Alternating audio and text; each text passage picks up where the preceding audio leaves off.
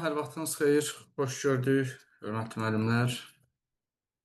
Salam müəllim. İnşallah ki, yaxşısınız. Dərs necə oldu, izləyə bildinizmi emosional intellekti? Salam, Bəli.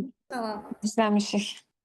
Aha, emosional intellekt Golemanın məşhur nəzəriyyəsidir. Haqqında yazdığı kitab dünyada 80 milyon ədəd satılıb. Təsəvvür edirsiniz, 80 milyon satılıb. Goleman emosional intellekti normal bildiyimiz ağıldan, zəkadan, intellektdən daha üstün hesab eləyir. Deyir ki, əgər insanın emosional intellekti olmazsa, göstərdiyi təcrübə ilə də sübut eləyir onu. Deyir, emosional intellektin olmazsa, normal, yəni ağlın, savadın, zəkanın, intellektin həyatda uğur qazanmaq üçün kifayət eləmir. İki şagird üzərindən də bunu təcrübədən keçirir, yoxlayır. Nümunəsi var idi də, iki şagird bunları illərlə izləyir. Birinin emosional intellekti yüksəkdir, birinin belə savadı yüksəkdir. Yəni, yüksək nəticələrlə oxuyur məktəbi. Bir neçə ildən sonra bunları müqayisə eləyir. Biri hələ təzə iş tapıb, bu savadı çox olan. Amma emosional intellekti yüksək olan isə işlədiyi şirkətdə ən yüksək vəzifələrdən birini daşıyan vəziyyətə gəlib çatıb. Təbii ki, Goleman bir çox məsələdə haqlıdır. Emosional intellekt komponentlərindən biri də insan üçün çox vacib məsələdir. İki komponenti insanın özü ilə bağlıdır. Özünü dərk, özünü idarə. Bir komponent motivasiyadır. Yerdə qalan iki komponent isə qarşı tərəflə olan münasibətlərə əsaslanır. Biri empatiyadır, yəni sosial məlumatlılıq. Digəri isə münasibətlərin idarə edilməsidir.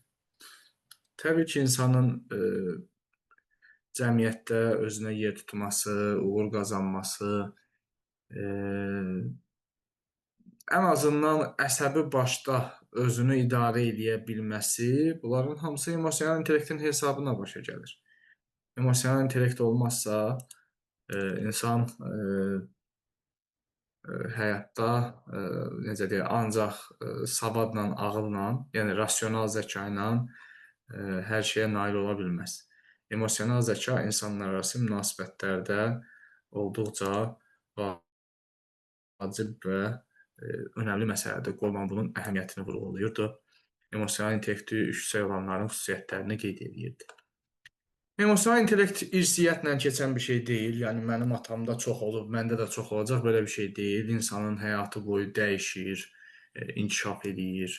Həyat təcrübəsi ilə çox əlaqəlidir. Yəni daha çox həyat yaşayan, başına çox şey gələn insanlar emosional intellekti daha yüksək olur, çünki onu təkmilləşdirirlər. Biz də öyrənirik ki, məktəbdə uşaqlarda erkən yaşdan emosional intellekti necə deyərlər, inkişaf etdirək və gələcəkdə onların uğur qazanmasına yardım edək. Emosiyalar ümumiyyətlə insanın ağlı ilə çox əlaqəlidir. Emosional intellekt özü Kohlbergin mənəvi inkişaf nəzəriyyəsi ilə əlaqəli məsələdir. Təbii ki, burada bizi əhatə edən şəxslərin emosional intellektimizə təsiri danılmazdır. Valideynlər, müəllim, qohum, şagird yoldaşlarımız, bunlar hamısı bizim emosional intellektimizin dəyişməsinə səbəb olur. Təbii ki, bəziləri müsbət mənada, bəziləri mənfi mənada.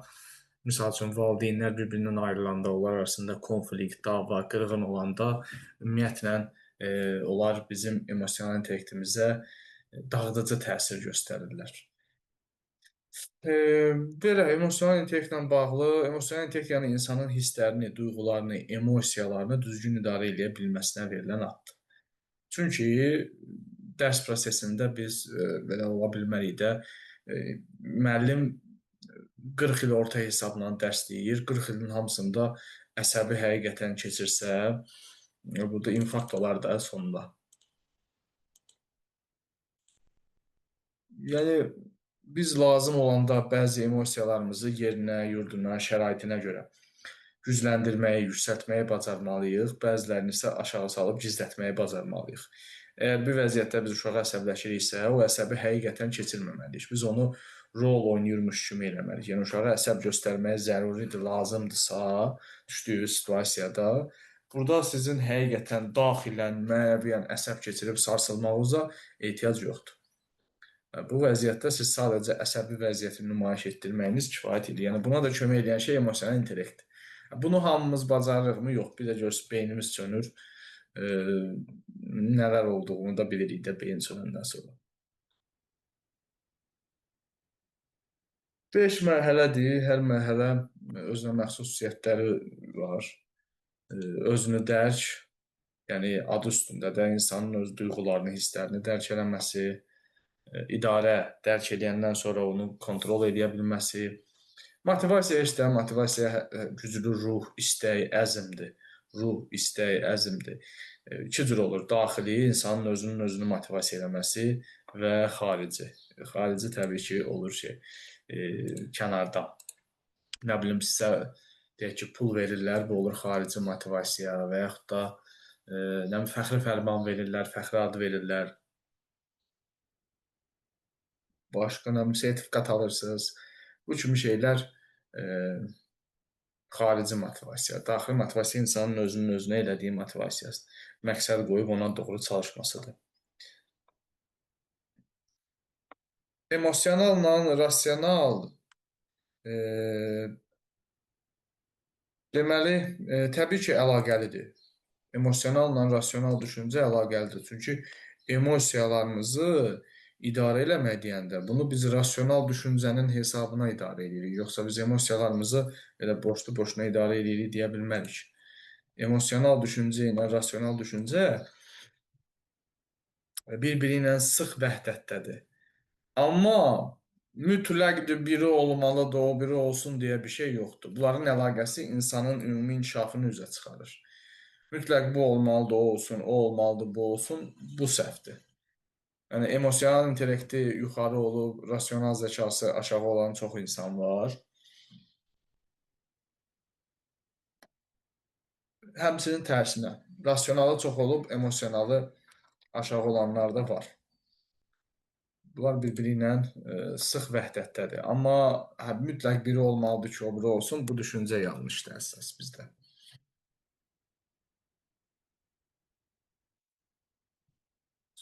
Sonra empatiyanı bilirik. Empatiyada birinci məqam var ki, yəni özünü başqasının yerinə qoymaqdır. Başqasının hisslərindən xəbərdar olmaqdır. Amması nədir? Özümü qarşı tərəfin yerinə qoyub vəziyyəti dərk eləmək istəyərkən onu mühakimə etməmək. Onu mühakimə etdimsə, burada artıq empatiya olmur. Mən sənin yerində olsaydım, filan şeyi eləməzdim. Mən filan şeyi almazdım. Filan kəsə filan sözü deyərdim. Bu artıq empatiya deyil. Bu mühakimə eləməkdir. Empatiya odur ki, biz sadəcə özümüzü onun yerinə qoyub, onun düşdüyü vəziyyəti hiss eləməyə çalışırıq. Mühakimə olunan situasiyalar empatiya sayılmayacaq.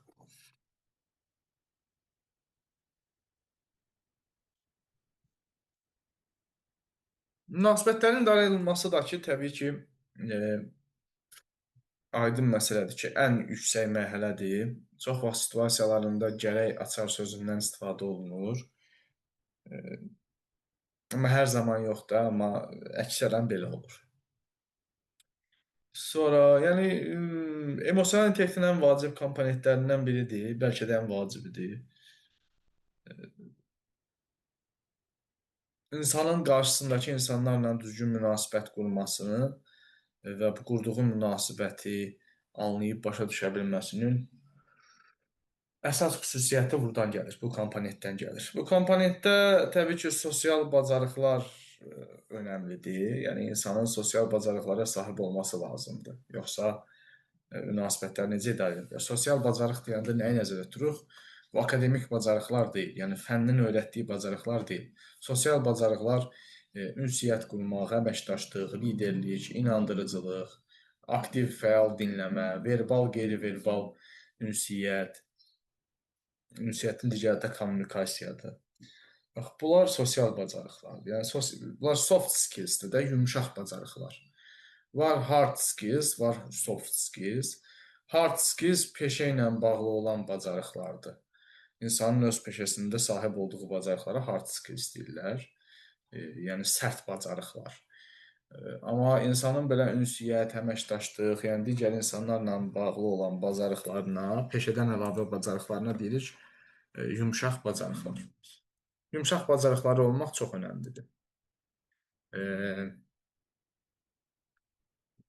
Həyatda çox rol oynayır. Məsəl üçün, mənim bir aşpaz dostum var. Bu yaxınlarda kulinariya üzrə Azərbaycan çempionatı oldu. 2 fərqli kateqoriyada qızıl medal qazandı. Qarabağ kubokunu da qazandı. Milli komandanın da iştirakçısıdır. Üzvlərindən biridir. Kulinariya yarışlarında Azərbaycanı təmsil edir. Çox yaxşı aşpazdır. Amma bu adamın, baxın, aşpazlıq, yemək bişirmək bu adamın hard skills-idir də, peşə ilə bağlı bacarıqlardır, yəni sərt bacarıqlardır. Amma bu adamın yumşaq bacarıqları yoxdur. Misal üçün, 2 gündən bir, 3 gündən bir işlədiyi yeri dəyişir. Başqa restoranlarda işləyir. Düzdür, ən məşhur restoranlarda işləyir, ən yaxşı restoranlarda işləyir, ən bahalı restoranlarda işləyir. Amma heç birində bir ay qalmır. 2 gün, 3 gün işləyir, mütləq orada kimlənsə, rəhbərliklə, deyək ki, və yaxud da ofisiantlarla, və yaxud da administratorla dalaşıb çıxır oradan. Çox yaxşı aşpazdır. Diqqət edin, yəni keçən ay 2 fərqli kateqoriyada Azərbaycan çempionu oldu. Milli komandanın da aparıcı üzvlərindən biridir. Dünya çempionatında iştirak edir. Məsələ budur. Yəni çox güman ki, özümüzə gələn dünya çempionatında dünya çempionu olacaq səviyyədədir artıq. Olacaq da böyük ehtimal Azərbaycana qızıl medalı gətirəcək. Məsələ nədir? Baxın, peşəsi ilə bağlı bacarıqları var, möhtəşəmdir. Gözünü bağlayın, əlinə bıçaq verin, istədiyiniz yeməyi bişirə bilir. Gözü bağlı, əlinə bıçaq ver, bəs eləyir. Amma digər ki, yumşaq bacarıqları yoxdur. Empatiya bacarığı zəifdir, münasibətləri idarə edə bilmir. Getdiyi, düşdüyü mühitdə mütləq kimlənsə sözü çəpkəlir. Ya rəhbərliklə, ya restoranın kollektivi ilə, ya administratorla, ya ofisiantlarla. 2 gün maksimum, yəni 3 olanda mən onu həmişə zəng edib təbrik edirəm ki, 3 gündür eyni restorandasan. 3 gündən artıq heç bir yerdə işləmir. Bax, izah etmək istədiyim budur. Yəni bir insanın öz peşəsi ilə bağlı sərt bacarıqları üst səviyyədə ola bilər, dünya klassında ola bilər. Amma digər, yəni ünsiyyət, əməkdaşlıq bu kimi məsələlərlə bağlı zəif inkişaf edə bilər bacarıqları və bu ona görürsüz bir yerdə qalmasına imkan vermir. Ona problemlər, çətinliklər yaradır. Çətinlik yəni təbii ki, iş tapır, çox məşhurdur, çox yaxşı aşpazdır, adı, nüfuzu artıq ona, yəni iş yerindən çıxana düşünmür ki, vay mən sabahdan işsiz qalacam. Çıxmasının üstündən 1 saat keçəmiş başqa bir restoran zəng edir ki, gəl bizə. Çünki dərhal xəbər yayılır ki, filan kəs filan restorandan ayrıldı. Hə, bu adamı boşda qoymurlar. Mütləq kimsə harasa aparır. Təbii ki, buna da güvənir, amma bir yandan, yəni bir yerdə deyək ki, rəhbərlikdə problem olar, bir yerdə administratorda problem olar, bir yerdə ofisiantlarda problem olar. Amma da sən ay ərzində bir 10-15 dənə yer dəyişirsənsə, nə oldu? Hamısında problem olmaz ki. Demək, burada problem sənin bu emosional intellektində, sosial bacarıqlarındadır ki, yola getməkdə sən çətinlik çəkirsən. Möhtəşəm olsan da, bacarıq olaraq insanlararası ünsiyyəti tənzimləyə bilmirsən. Çətinlik çəkdiyi məqam odur. Yəni izah etmək istədiyim real nümunə üzərində mən həmişə onu görəndə, ondan danışanda onun nümunəsini görürəm.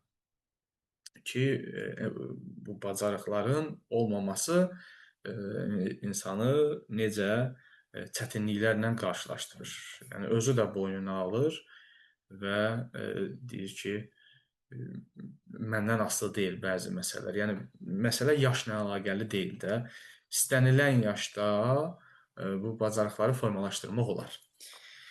Belə, istədim bir üstündən keçək nəzəriyyəni və onun mahiyyətində dayanan məsələni. Yox, çətin adam deyil də, çətin adam deyilmisiniz? Çətin adam deyil. Çətin adam olsa mənlə dost olmazdı.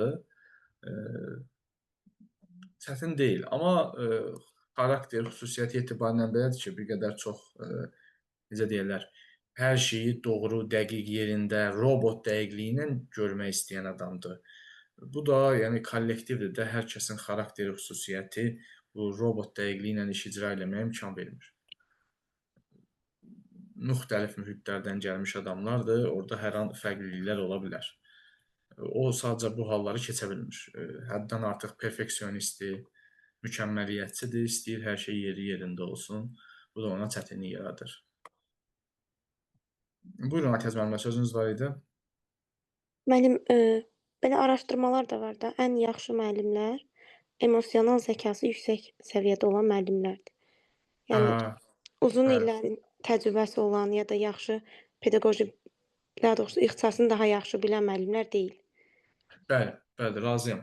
Çünki müəllimlik elə peşədir ki, e, öyrətdiyindən daha çox o emosional zəka, çünki müəllimin öyrənmə prosesi, öyrətmə prosesi münasibətlərin üstünə inşa olunub da.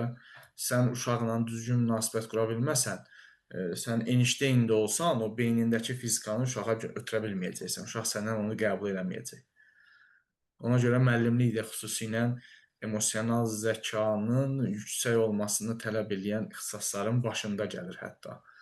Müəllimlikdir, insan resursları üzrə mütəxəssis ixtisasıdır. Var idi, belə bir siyahı var idi ki, hansı ixtisaslarda sırf emosional zəkanın önəmi həddən artıq çoxdur. Bunların təbii ki, ilk üçlükdə müəllimlik də var. Çünki Heç uşaq sənə nümunələr də var o müəllim. qapını ki bağladı, uşaq qapalı düşüncəyə keçdi, səndən ünsiyyətdə nə dərəcədə verirsən ver, öz sahəni nə dərəcədə dərin bilirsən bil, o göndərdiyin siqnallar o uşağa çatmayacaq, uşaq onu qəbul eləməyəcək. Ona görə belə bir peşədir müəllimlik. Emosional intellektimizin yüksək olması lazımdır.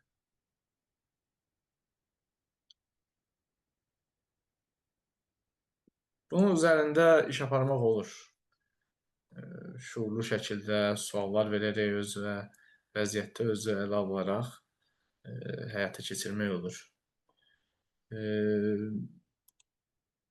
Heç nümunələr də var. İşləyib yoxlamaq olur hansı səviyyədə emosional zəkaya sahib müəllim olaraq. Bəli, bəli. Misal mənim özümdə o qədər də yüksək deyildi emosional zəka. Müəllimliyə təzə başlayanda bir 7-8 il əvvəl. Sonradan tədricən üzərində işləyərək yaratdım. Nə yalan deyim, mən çox tez əsəbləşən, özümdən çıxan, qəzəblənən adam idim. Bəlkə də bilmirəm, o gənclik yaşlarına görə idi, bilmirəm, bunu tam deyə bilmərəm. Amma o dönəmləri xatırlayıram. Tələbəliyi təzə bitirəndə çox belə dəli dolu adam idim. Sonradan yavaş-yavaş bəlkə də bilmirəm, ağlımız başımıza gəldi, yoxsa rasional zəkamız emosionalın önünə keçdi. İndi artıq məni əsəbləşdirmək çətin məsələdir. Bəzən hətta əsəbləşirlər, bizdə kollektivdə də müəllimlər əsəbləşirlər ona ki, biraz mən çox şeyi ciddiyə almıram, belə vecsiz insanam.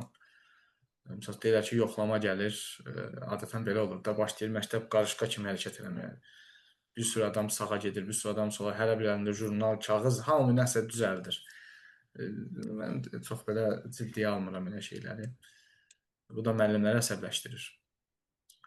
Ki, niyə hamı düşüb elə yaxada bir jurnal yazır, birindən KSG düzəldir, biri nə yazır? Mən belə çox o şeylərə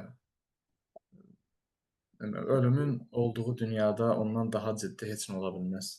Mənim fəlsəfəmə görə bilmirəm.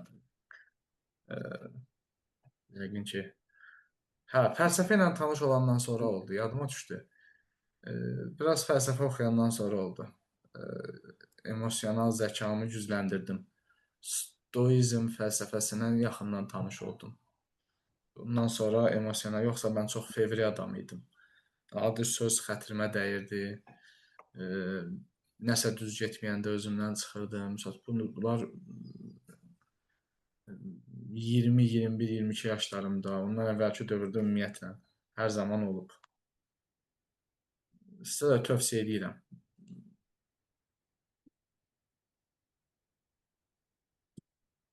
Mən Gəlin çox başlayaq. sakit insan idim. Sonra Necə? deyəsən biraz oldu. Mən əvvəl müəllim amma lap sakit idim. Universitet təzə bitirəndə. İşləyəndən İndi sonra dəyişdi. biraz keçən lap həssas idim. Bilmirəm, bəlkə də iş rejimi, imtahan stresi hamısı məni Bəli, gərginləşdirmişdi. olur, Çox olur. pis idi.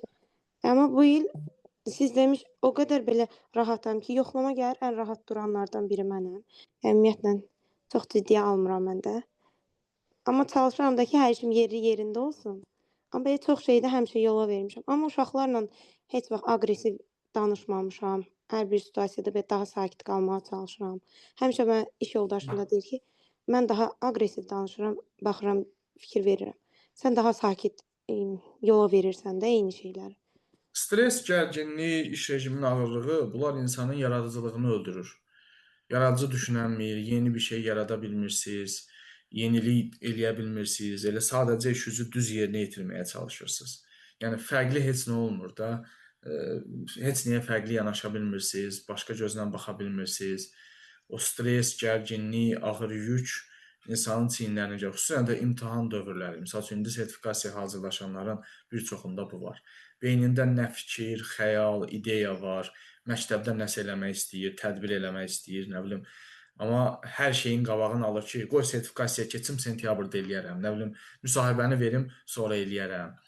Hər şeydə o üzərimizdəki o baskı, təzyiq bir mane olur. Beynimizin parasını işlək saxlayır.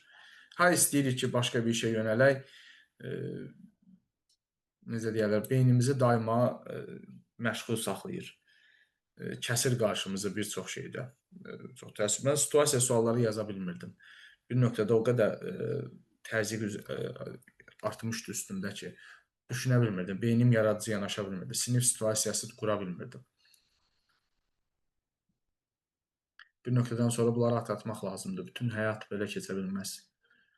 Ona görə Azərbaycanda müəllimlər çox tez xəstəliklər tapırlar, çox tez işdən bezirlər.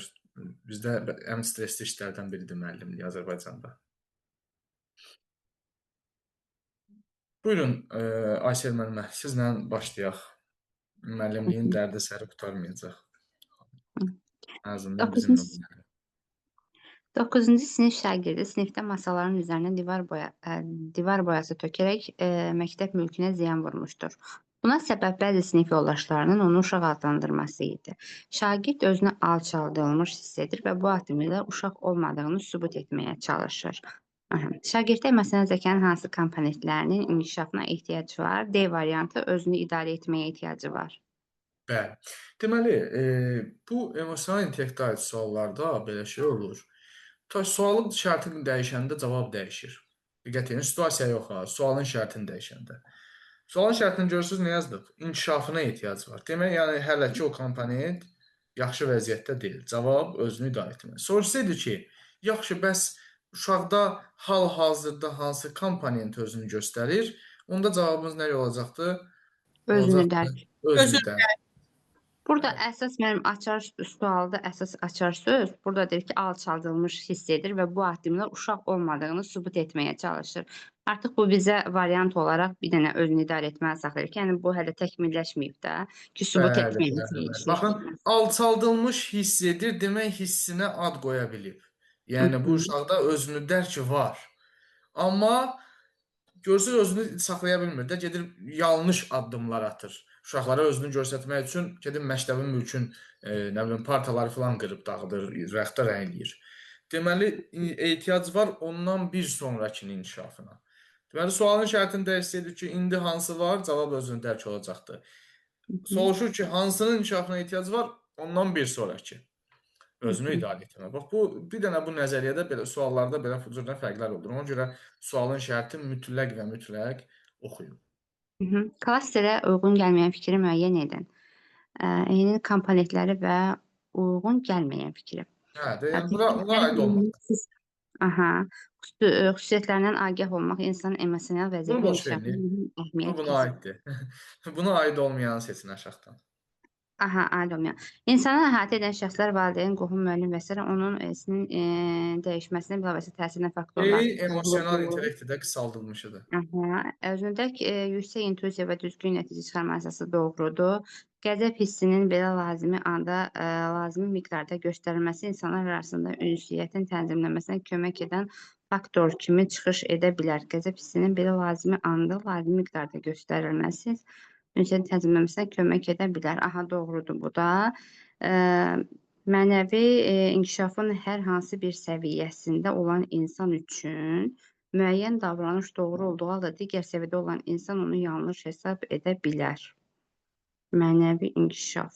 Bizə bu aid deyil. 4-ü götürürük də bir dənə variant Niyə? olaraq. Çünki bu mənəvi inkişaf neydi o? Adlara müəllim qarşı biraz yadına salaq, amma bu dərsimizə aid deyil, yəni emosional intellektə aid deyil.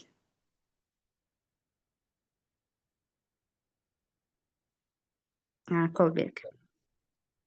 Kolbergin nəzəriyyəsidir də, bu başqa adamdır, başqa fikirdir. Bəli. Mənəvi inkişaf Kolbergin nəzəriyyəsidir. Üçüncü də oxuyun. Şagird rəhbərlik etdiyi komanda üzvlərinə gözləntilərini düzgün şəkildə çatdıraraq onları öz potensialına uyğun fəaliyyətə yönəltməyi bacarır. O, müxtəlif situasiyalarda komandanın məqsədə doğru yönəldə bilir. Şagird emosional zekanın hansı komponentinə uyğun gəlir? Deməli, bir də oxuyum. Şagird rəhbərlik etdiyi komanda üzvlərinə gözləntilərini düzgün şəkildə çatdıraraq onları öz potensialına uyğun... Aha, bu deməli, münasibətlərin idarə olunması D variantı. Münasibətlərin idarə olunması.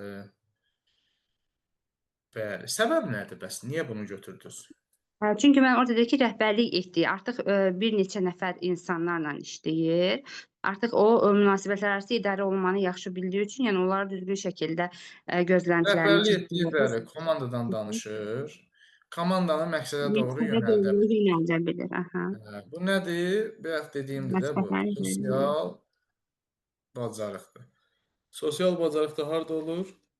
Münasibətlərin idarə olunması. Münasibətlərin idarə olunması mərhələsində bu. Bu da çünki komandanın rəhbərlik etdiyi komanda burada bu bacarığın adı nədir bilirsiniz?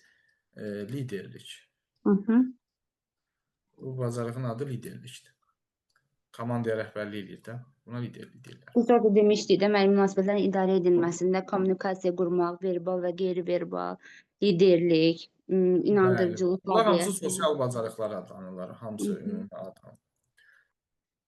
Təşəkkür edirəm. Sağ ol müəllim. 4. İnarə müəllimə. Daniel Golemanın emosional intellekt nəzəriyyəsinə əsasən verilmiş fikirlərdən biri doğru hesab olunmur. Müəyyən yaş mərhələsindən sonra emosional intellektin hər hansı bir komponentini inkişaf etdirmək uğursuz olur. Bu ilə doğru deyil. Səbəb? Hər yaşda inkişaf etdirmək mümkündür. Bəli. Biz elə buna inanmadığımız üçün bu nəzəriyyəni öyrənirik ki, yəni istənilən yaşda insana müdaxilə eləmək, yaxşı mənada da emosional intellekti inkişaf etdirmək olar. Uğursuz olur, səhvdir, bu adı elə. Digərlərini bir dənə oxuyun zəhmət olmasa. Uşaqlarda sonradan empatiya hissini dərinləşdirmək mümkündür. Bəli, bu mümkündür. Yuxarıda da qeyd etdiyimiz kimi, yəni hər yaşda mümkündür bunu həyata keçirmək. Emosional intellekt başqalarının hisslərini müşahidə etmək, davranışlarında emosional məlumatlıqdan istifadə etmək bacarığıdır. Bu da Emosional doğrudur. məlumatlıq nədir? Emosional məlumatlıq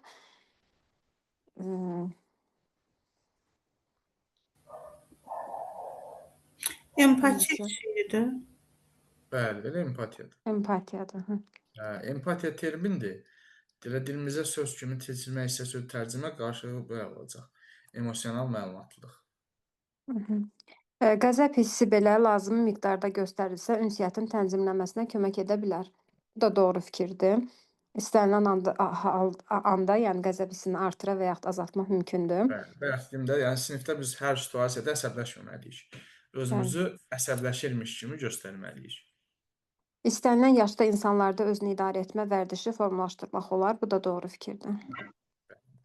Və yaşın çox olması heç də bütün mərhələlərin insanda formalaşdığı mənasına gəlmir. Formalaşmadan da elə insan ola bilər ki, hələ heç özünü idarə yoxdur. Adamın 60 yaşı var. Yəni bu Yəni biraz söz arası deyirik, deyir ki, hələ bir belə yaşım var, indi bilirdim ki, bu belədir. Məsələn, el arasında belə bir söz olur. A variantına uyğun deyirəm. Yox, o bilikdən bağlı oldu axı. İndi bilirdim. Yox, Hərəkət biliklə olanda yox, çox nəyisə dərk eləmək, nəyisə başa düşmək, belə bir söz işlədilər. Deyir, bir belə yaşım var idi, hələ bunun belə olduğunu indi başa düşdüm. Yaxud adam tanımaqda deyir ki, bunu yaxşı adam bilirdim, elə indi gördüm ki, pis adamdır. Yəni, hə, o olar, o olar. hə, Bəli, o A doğrudur. variantına uyğun. Deyir ki, Hə, hə, hə, yaxşı öyrənmək uyğun deyil, ona uyğun bəli. deyirəm mən. Bəli, bəli, Hə. bəli. Elə cavan yaşda da insan sərrafı olmaq olar, amma 70 yaş yaşayıb hələ də insan tanımaya bilərsən. Hə, elədir. Müəllim, orada B variantı da A variantının təkzibidir bir növ. Bəli, bəli.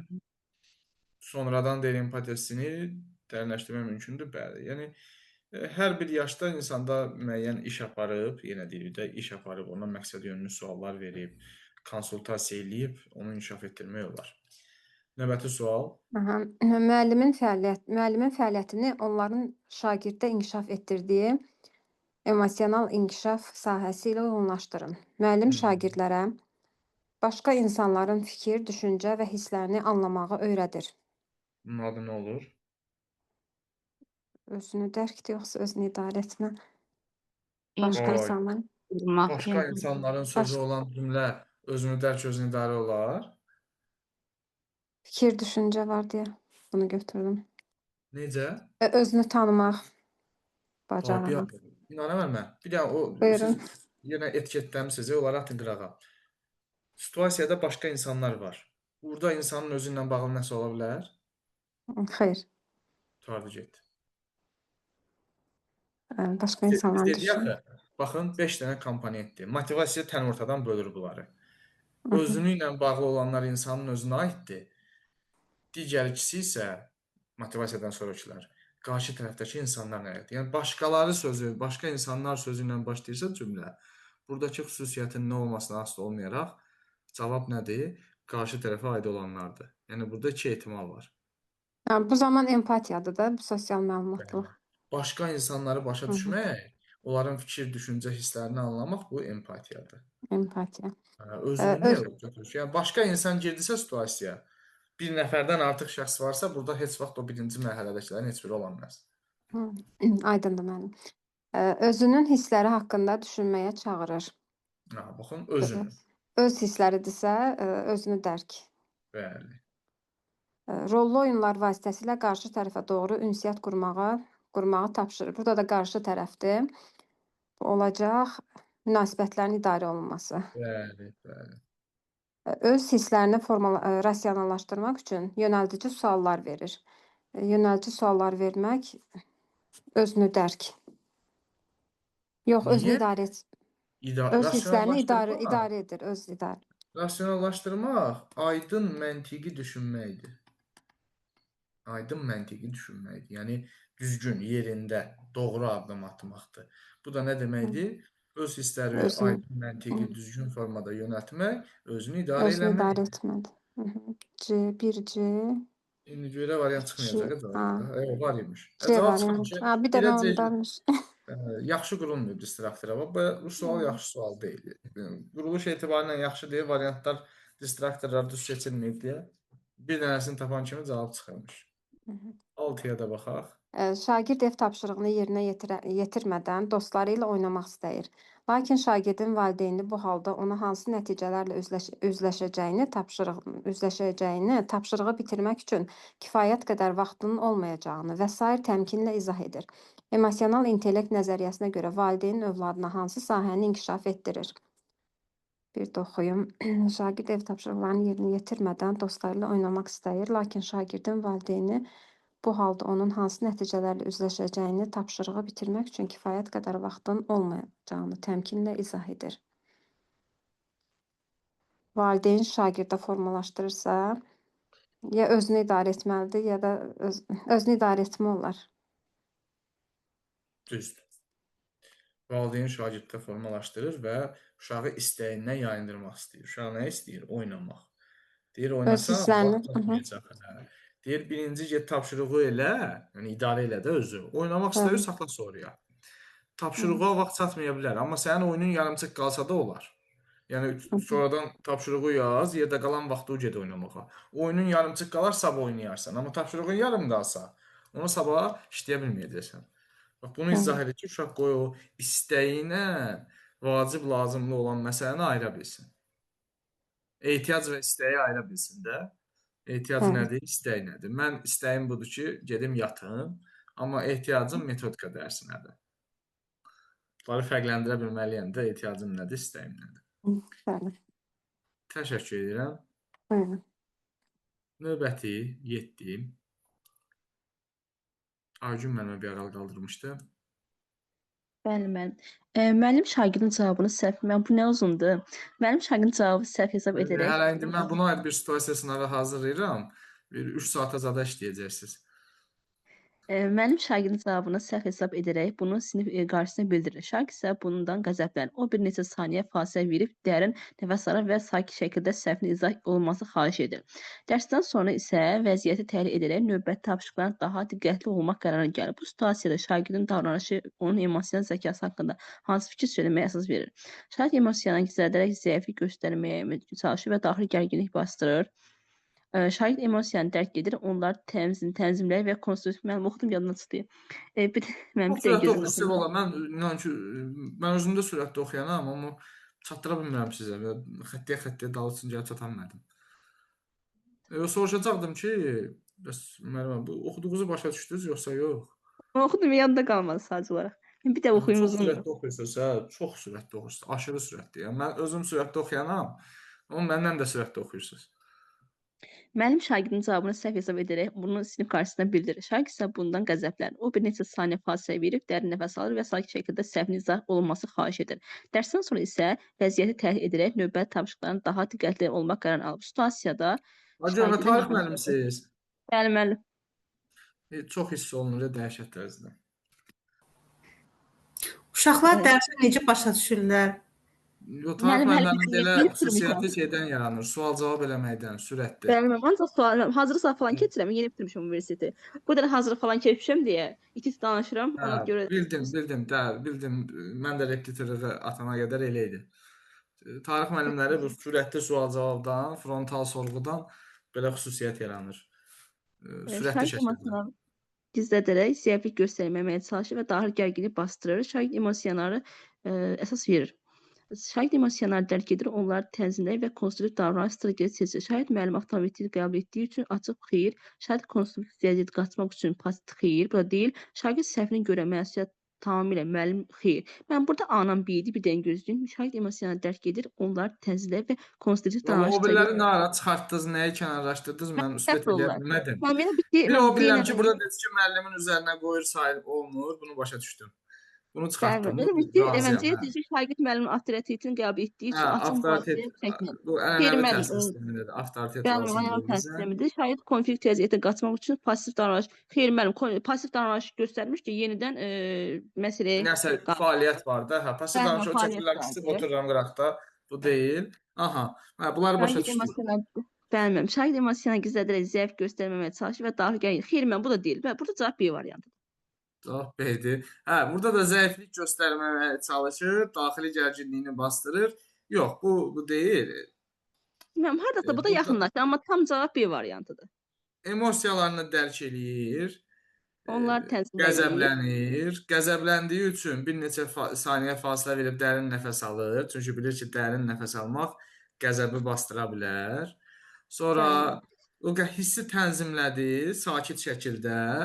Konstruktiv davranış, yəni həllə yönəlik. Daha müəllimlə durub dilləşmir, dalaşmır, vuruşmur. Deyir ki, müəllim, xahiş edirəm, bu səhvimi izah edin. Hiyləgər uşaq olur da ona görə. Necə? Bu doğru davranışdır da, düzgün addımdır. Emosional intellekti olan uşaq əslində belə addım atmalıdır.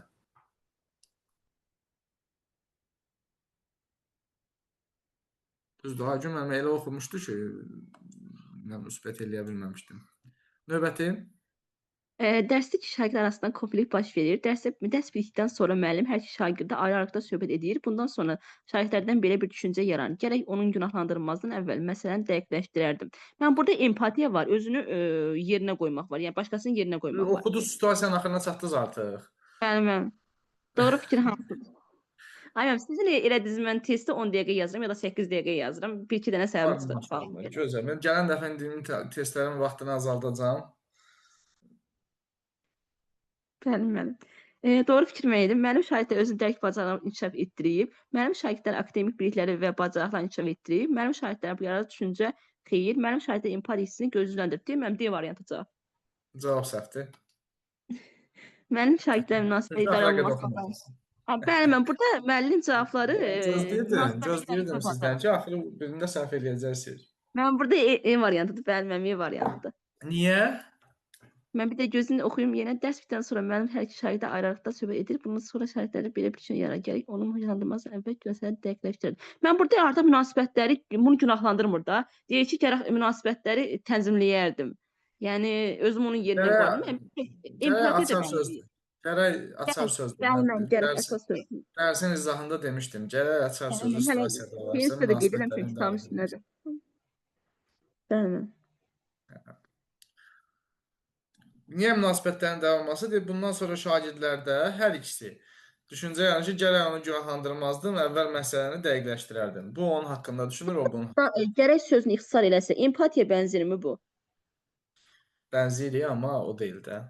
Bəli, o deyil, tam o deyil. O deyil, bəli. Münasibətlərin idarə olunmasıdır. Bəli. 9. Şagird BSG-dən arzu etdiyi nəticəni əldə etmədiyinə görə kədərlənir. Valideyni ilə söhbət zamanı onlar onun təsiri üçün etdikləri maddi və mənəvi fədakarlıq vurğulayırlar. Valideynlər söhbət şagirdin məsuliyyəti hissini artırır, növbəti imtahanda uğur qazanmasına stimul verir. Verilmiş situasiyada söyləmək olar. Mən burada artıq özünü idarədir, B variantı. Cavab səhvdir. Baş BSG arzu etdiyi nəticə əldə etmədiyi görə kədərlənir. Valideynlər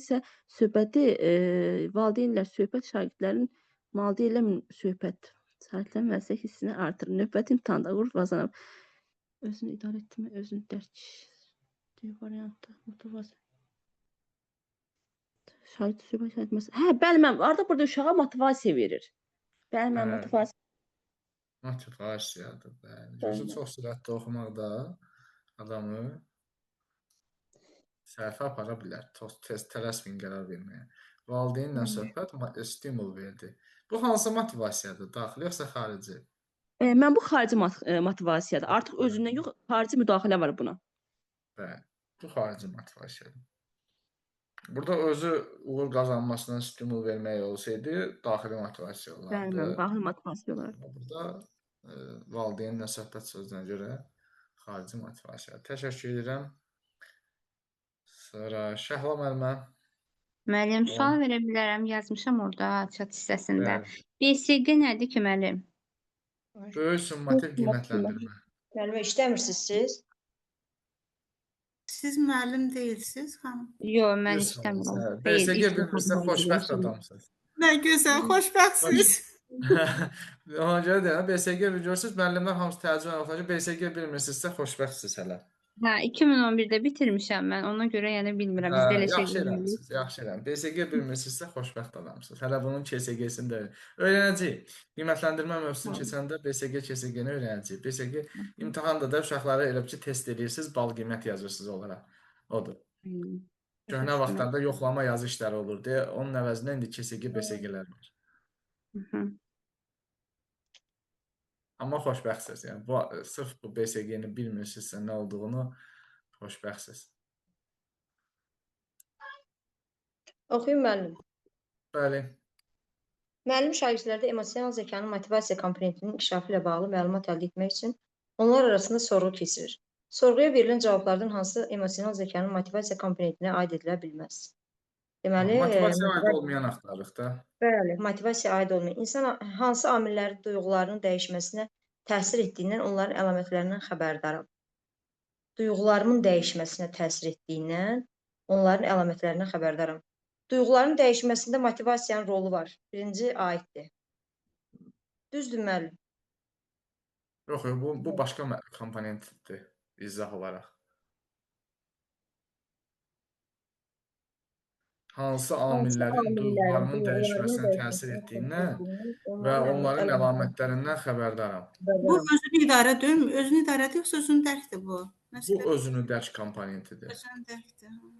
Hə, yəni motivasiya deyil də, hə. Bəli, motivasiya deyil, bunun nə olduğunu bilməliyəm, amma bu özünü dərkdir. Qarşılaşdığım çətinlikləri məni irəliyə doğru daha əzmlə çalışmağa vadar edən qüvvəyə çevirmək bacarığına malikəm. Məni irəliyə doğru daha əzmlə çalışmağa vadar etdiyinə qüvvəyə bacarığa malikəm. Bu özünü daha müəllim bu motivasiyadır da. Bəli, bu motivasiyanın özüdür. Motivasiyadır, bəli. Üçüncü, məsuliyyətini götürdüyüm tapşırıqların müsbət nəticəsini təsəvvür edərək özümü ruhlandırıram. Bu da motivasiyadır. 2-3 cavab yox. 1 dəqiqə. Bəs hə, aid deyil, motivasiyadır, bəli. Narahat və Bilməz ya axtarırdı, düzdür. hə, narahat və ya əsəbi hiss edəndə özümü necə sakitləşdirəcəyimi bilirəm. Özünü idarə etmədir. Bəli, özümü İdarə etmə. Tapşırıqları həll etmək üçün fəaliyyəti planlaşdırarkən həmin zaman vəziyyətimi nəzərə alıram ki, bu da mənə onları yekunlaşdırmaqda yardım edir. Bu da özünü idarə etmədir. yox, bu motivasiyadır. Motivasiyadır. Bəli. Vəziyyətimi nəzərə alıram.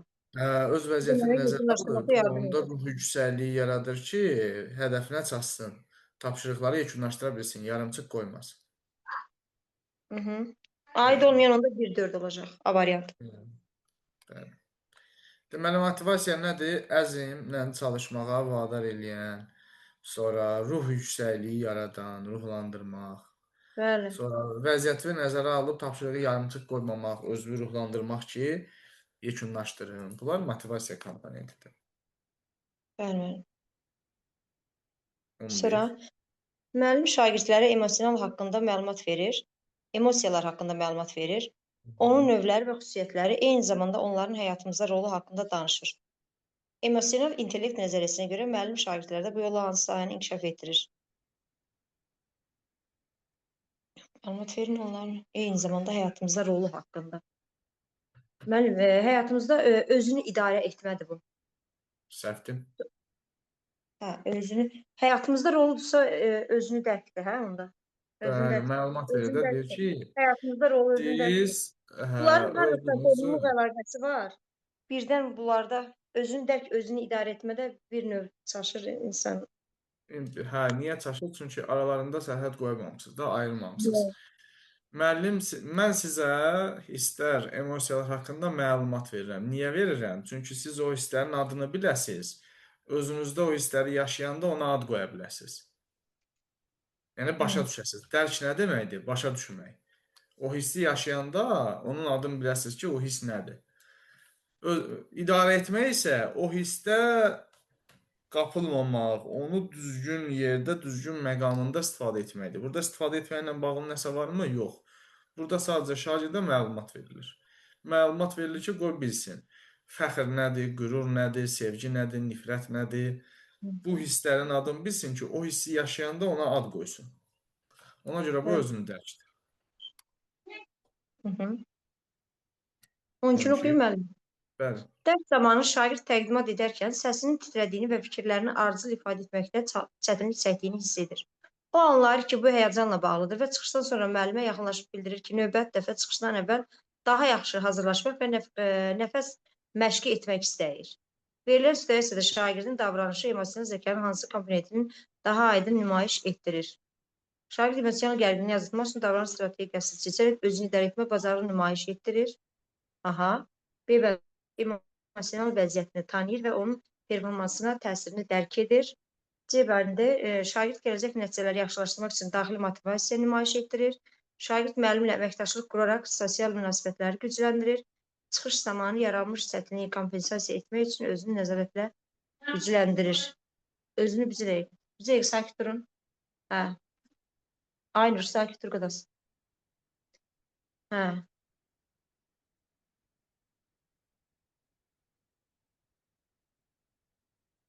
Nə götürərsə cavabı? Müəllim, emosional gərginliyi azaltma A variantıdır. Yox, o variant deyil. Niyə? Həyəcanla bağlıdır çıxışdan sonra. Müəllim yaxınlaşıb növbəti dəfə çıxışda hazırlaşmaq nəfəs məşq etmək istəyir. Müəllim, motivasiyadır onda. Motivasiya hardadır? Özünə harda həvəs verdi? Özünü, onun performansını tərk edir, emosional vəziyyətini tanıyır və onun performansına təsirini dərk edir. Özünü yaxından tanımadı, eləmi bu? B variantı. Hə, B-dir. Hı. Niyə B-dir? Situasiyada görürsünüz, anlayırın altından xətt çəkdim. Uşaq Şagird emosional vəziyyət tanıyır, onun performansının təsirini tərk edir. səsinin titrədiyini, Səsin. fikirlərini ardıcıl ifadə etməkdə çətinlik çəkdiyini hiss eləyir. Başa düşür ki, yəni danışa-danışa iddia eləmir, mən hər şeyi əla danışdım. Anlayır ki, səsim titrəyirdi. Bunu başa düşür. Və səsim titrəyirdi, paralel olaraq da özümü ifadə eləyə bilmirdim. Sözləri dalbadal danışa bilmirdim. Və bunun səbəbini başa düşür. Görürsünüz cümləyə baxın, bu həyəcanla bağlıdır deyir. Yəni, o keçirdiyi nitqinin titrəməsini, cümlələri dalbadal deyə bilməməsinin səbəbini də anlayır, başa düşür ki, həmin an keçirdiyim hissin adı nədir? Bunun adı nədir? Həyəcan. Özü deyir də, o anlayır ki, bu həyəcanla bağlıdır. Deməli, emosional vəziyyəti tanıyır və onun performansına təsirini dərk edir. Dərk etdiyini hardan bilirik? Çıxışından sonra müəllimə yaxınlaşıb bildirir ki, növbəti dəfə çıxışdan daha əvvəl yaxşı hazırlaşmaq və nəfəs məşqi etmək istəyirəm. Anlayır ki, onun fikirlərini ardıcıl ifadə eləyə bilməməsi, səsinin titrəməsi onun çıxışını, təqdimatını pis vəziyyətə qoydu. Performansını aşağı çəkdi, yəni zəif göstərdi təqdimatını. Və bunu dərk etdiyi üçün növbəti dəfəyə müvafiq addım atır, müəllimlə bunu danışır. Ondan sonra şagird emosional vəziyyəti tanıyır, onun performansına təsirini dərk edir, düzdür. Emosional gərginliyi azaltmaq. Emosional gərginlik aramızdakı konfliktdir, davadalaşdır. Burada elə bir şey yoxdur.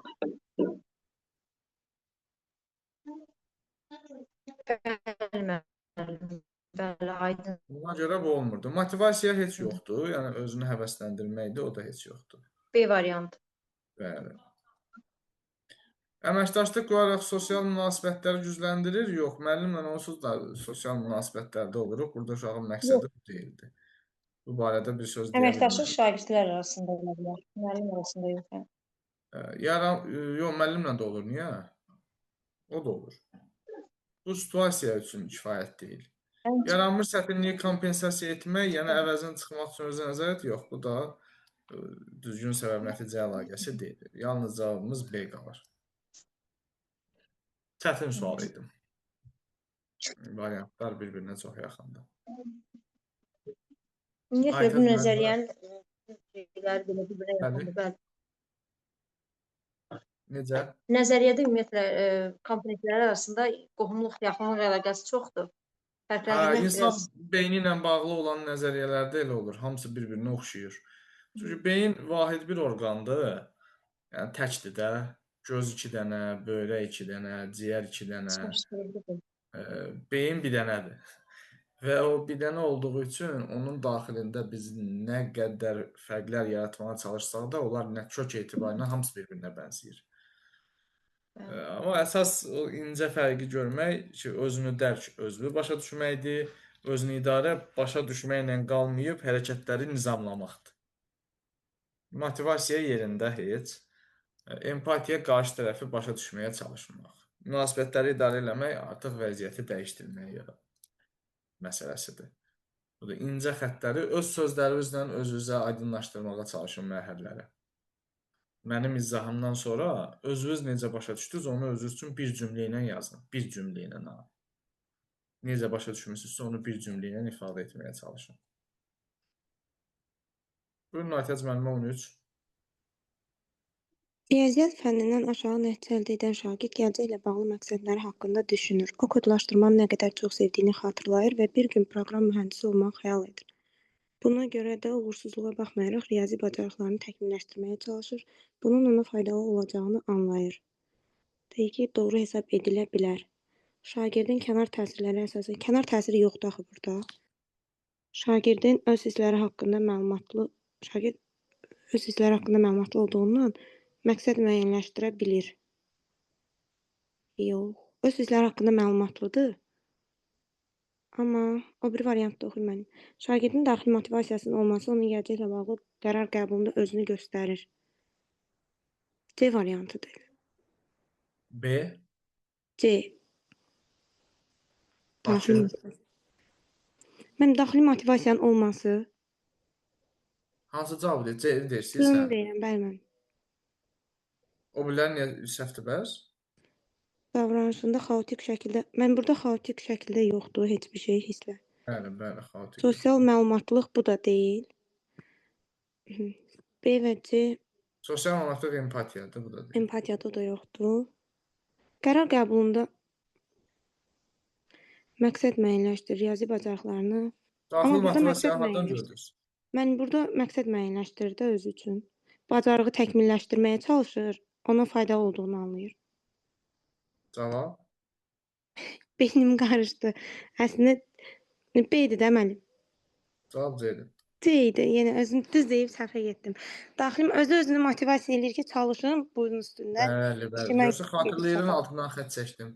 Özü xatırlayır ki, mən kodlaşdırmanı sevirəm. Bir gün proqram mühəndisi olacağam. Uğursuzluğa baxmayaraq o riyazi bacarıqlarını təkmilləşdirməyə çalışır. Çünki anlayır ki, ona faydalı olacaq. Riyazi bacarıqlarım olmasa mən kodlaşdırma sahəsinə gedən mənəm. Bu daxili motivasiyadır. Özünü həvəsləndirir də uğursuzluğa baxmayaraq. Müəllim, bəs orada B-də də öz hissləri haqqında məlumatları da düz deyil, tam doğrudur, amma Öz yəni hissləri özünün haqqında hiss məlumatlı etdiyini olmağın məqsəd bilirəm. müəyyənləşdirməyə əlaqəsi yoxdur. Məqsəd müəyyənləşdirmək rasional zəkadır. Emosional zəka öz hissləri haqqında məlumatlı olmaqdır. Bununla onun əlaqəsi yoxdur. Siz öz hissləriniz haqqında məlumatlı olmadan belə məqsəd müəyyənləşdirə bilərsiniz. Misal üçün 5 yaşlı uşaq öz hissləri haqqında məlumatlı deyil. Ad verə bilmir hisslərinə, düzdürmü? Amma soruşsaz ki, böyüyəndə nə olmaq istəyirsən? Deyir polis. Şuursuz bir Düzdür. şəkildə deyir də onu. Necə? O şuursuz bir şəkildə deyir də, yəni ətrafda polisləri görür, xoşuna gəlir. Məqsəddir də. Nə məqsəddir? Elə 11-ci sinif uşağı var ki, gələn ay blok imtahanında soruşsan nə olmaq istəyirsən? Deyir müəllimdən balım hara düşsə. Görürsünüz, 5-ci sinif uşağı qədər deyil. Amma mən bu rasionalla bu emosionala qarışdırıla bilməm. Rasional ağıllı düşünməkdir də, emosional hisslərlə düşünməkdir. Dediz başa düşdüm o hissəsini, amma yenə də Bayaq dediyim də, saat 5-ə qalıb, rasional zəkam deyir ki, linki at ki, müəllimlər dərsə qoşulsun, dərsi başlat. Emosional zəkam deyir ki, əşi, bu gün keçmə. Yat. Birinci gün keçərsən. Ürəyimdən o keçir. Aydındır? Emosiyalar da hisslərlə qərar verirəm buna ki, deyirək ki, yıxıl yat da, nə olacaq? Olmasın 6-cı gün saat 5, sabah saat 5-də keçərsən. Aydındır? yadıma gətir. Emosiyalar budur da. Hisslərlə zəka. Rasional, ağıllı, aydın, məntiqlidir. Emosiya hisslərdir. Öz hissləri haqqında məlumatlı olduğundan məqsəd müəyyənləşdirməklə öz hissləri haqqında məlumatlı olmaq fərqli məsələdir. Bayaq dediyim kimi də 5 yaşında uşağın belə bir arzusu, məqsədi var, amma öz hisslərini tanımır o heç də o. Yəni həmişə üstə düşmür də, amma düşdüyü zamanlar da olur, belə deyək. Məsələn, bir Yaşla şey istəyirsən. əlaqədardır. onun İnsan arxasında tədricən gedir. həyatda təcrübə qazanır və başlayır öz hisslərini başa düşməyə. Öz hisslərini başa düşəndə artıq məqsədləri də ondan üst-üstə düşə bilir. Amma insanın məqsədi çox əvvəldən yarana bilir. Öz hisslərini gec başa düşür. Bu sual da iki başqa sualdır da müəllim. Düşəndə biz iki dənə oxşar cavab var idi orada. Necə? Əslində sadə idi, biraz diqqət eləyəndə tapmaq olur. Təbii ki. ruh düşkünlüyünə qapılmır da. Nəsə bir səbəb tapır ki, irəliyə hərəkət eləsin. Daxili motivasiyasıdır da bu onun. Kənardan ona kömək eləsəydi, buna deyəcəkdi xarici motivasiya. Daxili motivasiya odur ki, o özündə bir xəyal qurub, o xəyal üçün çalışır. Məsələn, siz hal-hazırda niyə qoşulmusunuz dərsə? Miqdə yüksək bal toplamaq arzunuz, xəyalınız var da. Bəlli məqsədimiz var da. Hə. O məqsəd sizi hərəkətə gətirən mexanizmdir də. İnsanı məqsəd gətirir hərəkətə. Mən niyə dərs keçirəm? Məqsəddir də məni dərsə gətirən. Bir məqsədim var, ona çatmaq istəyirəm. Ona çatmaq üçün çoxlu yollar var. Mən indi bunu seçmişəm içərisindən. Və bunun üçün çalışıram. Gecə məni yuxusuz qoyan da budur, səhər məni 5-də oyandırıb situasiya sualı yazdıran da budur. Məqsədim üçün çalışıram.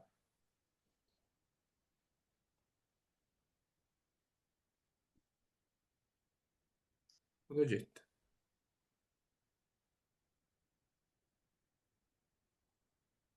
Növbəti 14. Emosional intellektin özünü idarə etmə komponenti ilə bağlı verilən fikirlərdən hansı doğrudur? Özünü idarə etmə zamanı keçirilən hisslərin rasional düşüncə ilə köklənməsi vacibdir. Bəli, müəllim, bu doğrudur. Hə, rasional düşüncə ilə köklənməsi vacibdir. Doğru. Bəli, elə O budur. biriləri oxuyun. Hə, yəni özünü idarə etmə odur ki, hissləri başlı başına buraxmırsan da, o hissləri rasional, ağılla, məntiqlə idarə eləyirsən. Bu zaman özünü idarə etmə olur da, adı üstündə. Bir şeyi idarə eləmək üçün nə etmək lazımdır? Hisslərlə yox. Rasional düşüncə ilə, ağılla. Erməni deyir, ermənidən soruşurlar, nə istəyirsən? Deyir, müsəlmanın sonrakı ağlı. Çünki müsəlmanın sonrakı ağlı nədir? Müsəlmanın sonrakı ağlı həmişə onun rasional zəkasıdır. Beyni çönür, əsəbləşir, emosional zəka gəlir önünə, başlayır onunla hərəkət eləməyə, sındırır, dağıdır, vurur, döyür, öldürür. Sonra əlinə qandal vuranda artıq o rasional zəka gəlir ki, peşmanam, nə bilim, kaş eləməzdim, əsəbləşdim, gözüm heç nəyi görmədi, bilmədən oldu. Çünki sonrakı ağıl gəlir üstünə. Mənim rasional zəka onda ancaq özünü idarə etmədədir. Rasional zəka insanda həmişə lazımdır.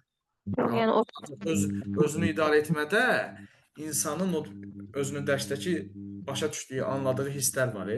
Həmin hissləri idarə etmək üçün lazımlı məsələdir rasional düşüncə. Rasional düşünmə aydın və məntiqli düşünməkdir. Özünü dərsdə ki, sən hissləri ki, başa düşürsən ki, hə, bu məndə nifrət hissidir, bu qəzəb hissidir. Özünü idarədə artıq o qəzəbi sadəcə qəzəb kimi saxlaya bilmərsən. Onu məqsədyönlü idarə eləməlisən. Onu lazımi məqamda geri çəkməlisən, lazımi məqamda nümayiş etdirməlisən. Bax, odur rasional düşüncə. Ki, özün qərar verirsən vəziyyətə uyğun olaraq ki, mən bu qəzəbi istifadə edeyim, eləməyim. Artırım, yoxsa azaldım. Rasional düşüncə budur.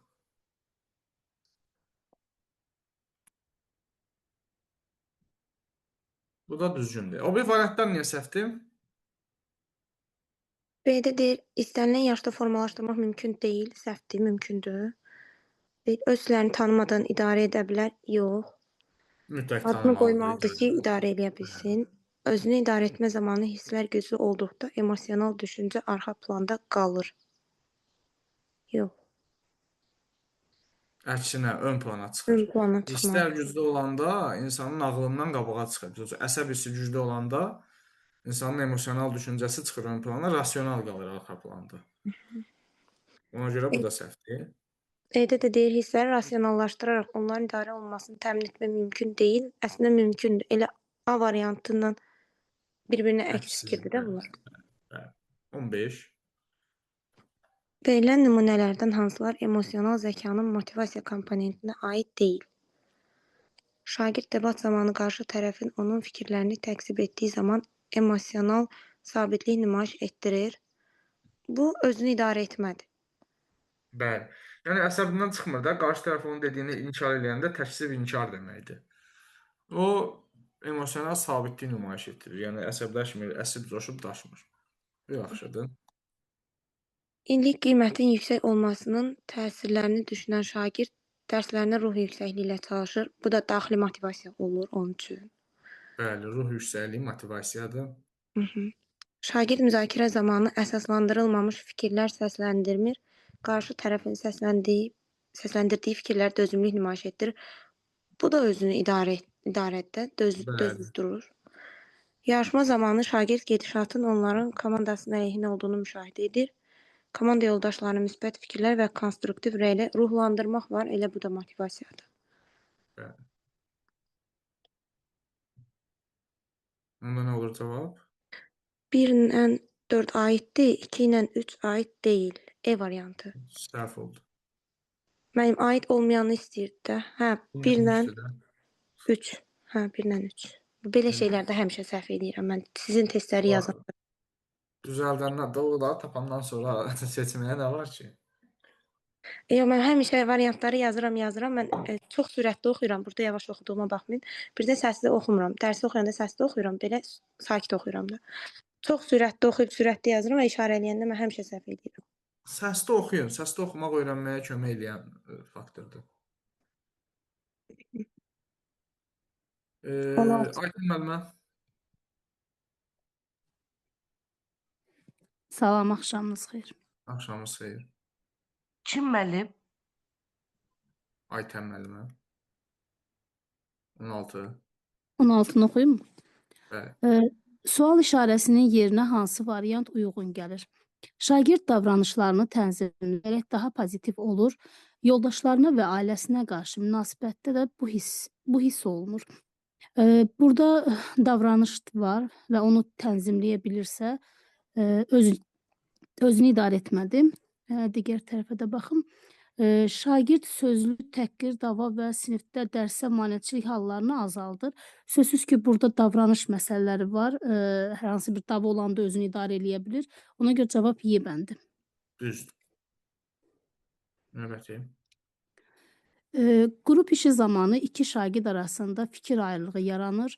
Müəllim hər iki tərəfi dinləyir, ortaq məqsədi xatırladır və kompromis variant tapmağa yönəldir. Kompromis güzəştdir də, bir-birlərinə qarşılıqlı güzəştdir. Müəllim davranışı emosional zəkanın əsasən hansı komponentinə uyğundur? Əgər iki şagird arasında fikir ayrılığı olur və müəllim hər ikisini dinləməyi yönəldirsə, burada münasibətlərin idarə olunması məqsədinə yönləndirir. Düzdür. 18-i də oxuyum mu müəllim? Bəli. Daniel Golemanın emosional intellekt üzrə apardığı tədqiqatların nəticəsi deyil. Emosional intellekt həyat boyu dəyişir, doğrudur, olduğu kimi qalmır, zamanla dəyişə bilir. Emosional bəzi hallarda olduqca dağıcı təsirə malik ola bilər, doğrudur, idarə edə bilməyən də ola bilər. Uşaqlar hisslərini dərk etməsələr də onları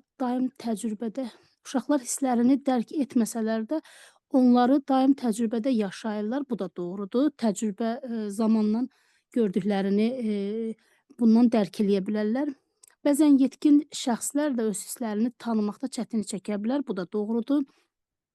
Empatiya hissi rasional düşüncə arxa planda qoyur və mənəvi dəyərləri dərinləşməsini əngəllər. Xeyr. Hər ikisi olanda əksinə empatiyası daha irəli gedə bilər. Bəli, əngəllənmir, əksinə irəli gedə bilər, daha yaxşı hisslərini dərk edə bilər. Doğrudur, təşəkkür edirəm. Siz sağ olun müəllim. Dadaşzadə Aygün müəllimə. 19. Emosional intellektin komponentləri ilə bağlı doğru deyil. Özünüdək yüksək intuisiya və düzgün nəticə çıxarmanın əsasıdır. Düzgün nəticə çıxarır. Hədəfəm özü üçün, bəli, bu düzdür. Özünü idarə etmə zamanı keçirilən hisslərin rasional düşüncə köklənməsi olur. Bəli, bu da düzdür. Empatiya dedikdə insanın qarşısındakı şəxsin idraki və emosional vəziyyətini duyulması nəzərdə tutulur. Empatiya, bəli, hisslər. Sosial bacarıqlar dedikdə düzgün oxu, yazı və ünsiyyət bacarıqları nəzərdə tutulur. Yox, bu deyil. Bu bu ümumiyyətlə bu nəzəriyyə aid deyil axı bu. Burada sosial bacarıqlar düzgün oxu yox məncə. Niyə? Və Sosial bacarıqlar münasibətlərin idarə olunmasında yox idi. bəli. Hə. Yox, o demirəm, sosial bacarıq demirəm. Yəni bu nəzəriyyədə Emil sırf yəni düzgün oxu, düzgün yazı belə şeylər yəni deyirəm. Nəzərdə Hə, tutulmur. oxu yazı yox idi, bəli. O deyirəm, Hə, hə. elə biləm ümumi deyirsiz, ünsiyyət var idi, oxu yazı yoxdur. Oxu yazı niyə yoxdur? Bu şeydə idi, o şey var idi, intellekt, yox. Hansı nəsə adının yadımdan çıxdı. Bağ başa. Deməli, sosial bacarıqlar, ünsiyyət, əməkdaşlıq, liderlik, qeyri-verbal, verbal məlumatın ötürülməsi, bu şey. Oxu yazı akademik bacarıqdır. Bunlar fənlərdə formalaşır.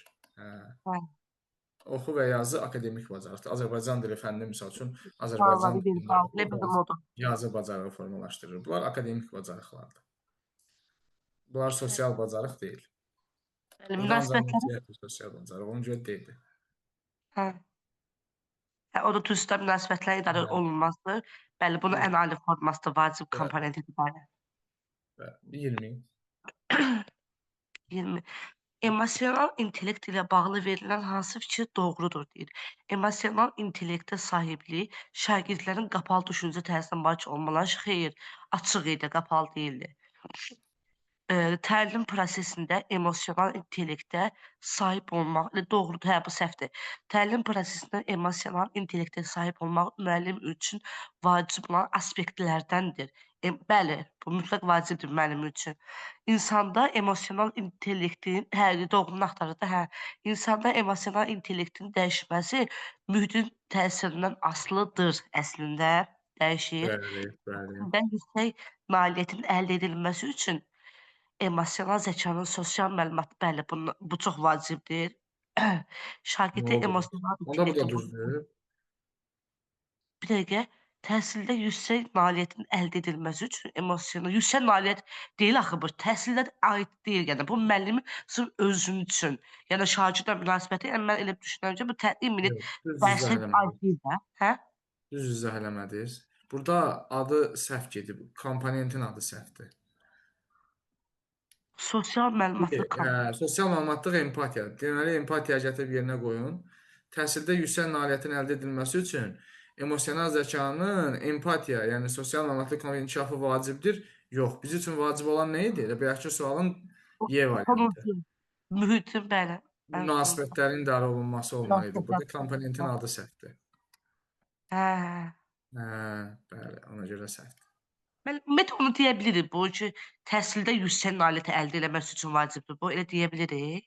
Hə, axı yüksək nailiyyət çünki müasir dövrün təhsil sistemi nədir? Qarşılıqlı fəaliyyət üzərində qurulanda interaktiv dərsdir də. Kurikulumla dərsdə də şagirdin müəllimi ilə münasibətləri, bu münasibəti düzgün idarə edə bilməsi ona daha yaxşı öyrənməyə, nailiyyətlərini yüksəltməyə imkan verir. Ona görə mən dedim, müəllim, buna əsasən ünsiyyətdə əlaqədir, yəni. Yəni özünü başqasının yerinə qoymaqla sən yaxşı nailiyyət əldə edə bilmərsən, amma özünlə yoldaşların arasındakı münasibətləri, müəllimlə aranda olan münasibətləri düzgün idarə eləsən, sənin nailiyyətlərin də yüksələr. Çünki sənə daha çox dəstək olacaqlar, daha çox kömək eləyəcəklər. Sinifdə bəzi uşaqlar var, yoldaşlarıyla dalaşırdı, heç kim onlara kömək eləmək istəmir. Amma elə uşaq var ki, çətinlik çəkəndə belə hamı ona kömək eləmək istəyir. Bəli. Bəli, təsir edir. Həmin uşaq da deyir, bəli, o filan kəs filan şey dedi, mən ona kömək eləməyəcəm. Deyirsən ki, heç olmasa o vərəqindəki ad soyad hissəsini yaz da, yaza bilmir. Deyir, yox müəllim, o məni söyür, nə bilim, məni təhqir eləyir, mən ona heç bir kömək eləmək. Yoxsa heç kim kömək eləmək istəmir. Amma elə uşaq olur ki, hamı ona kömək eləmək istəyir, onu vəziyyətdən çıxarırlar. Bəli.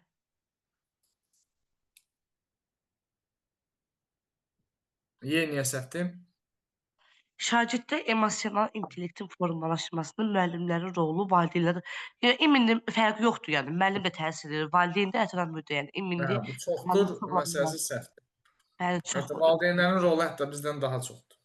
Bəli, bəli, evdəki mühit daha çox olur da. Bəli, bəli. Çünki 6 saat məktəbdə olur, 18 saat evdə olur da. Duyğu aktiv valideynmi yaradılır. Bir situasiya oxunur və bu zaman şagirdlər insanın hansı hisslər keçirdiyini yazılı şəkildə həmin akvariuma atmalıdırlar. Bir ki, onun hisslərini, bu emosiyadır da bu. Onun hisslərini bu sosial məlumatlıqdır, deyilmi? Bəli, empatiya. Empatiya, hə, hisslərini duyur da, yəni onu yazır. Duyğu akvariumda bir dənə elə bir şey qabdır da, qutu yaxud da bir qab götürürsüz. Uşaqlar o keçirdikləri hissləri, duyğuları o oxunan hekayədə kimi yazıb kağıza atırlar o qabın içinə. Duyğu akvariumu budur. Hə. Yəni xüsusi bir üsuldur da bu, iş usuludur, yəni belə bir şey deyil belə. Xüsusi bir qab deyil. Adi bir vəziyyətdir. Təşəkkür edirəm. Ha. Növbəti 22. Oxuyum müəllim. Buyurun. Şagird sinif yoldaşının dediyi sözə görə ondan inciyir. İncidiyini bildirmək əvəzinə hirslənir və onunla dalaşır. Müəllim dərsdən sonra şagirdə sual verir. Sən nə hiss edirsən? Səncə sən niyə özünü belə hiss edirsən? Suallar ilə bağlıdır. Bəli, bu özünü idarə etməkdir. Sən nə hiss edirsən, özünü idarə etmədir. Xeyli.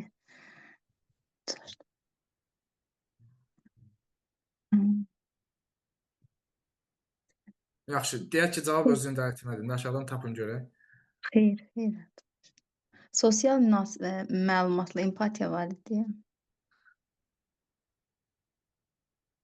Çalışdım, variantlara Cavab baxım. şey deyil də. Cavab özünü idarə deyil də. Çünki variantların heç biri özünü idarə deyil. Baxın variantlara onda. Müəllim şagirdə hisslərini anlamağa kömək edir.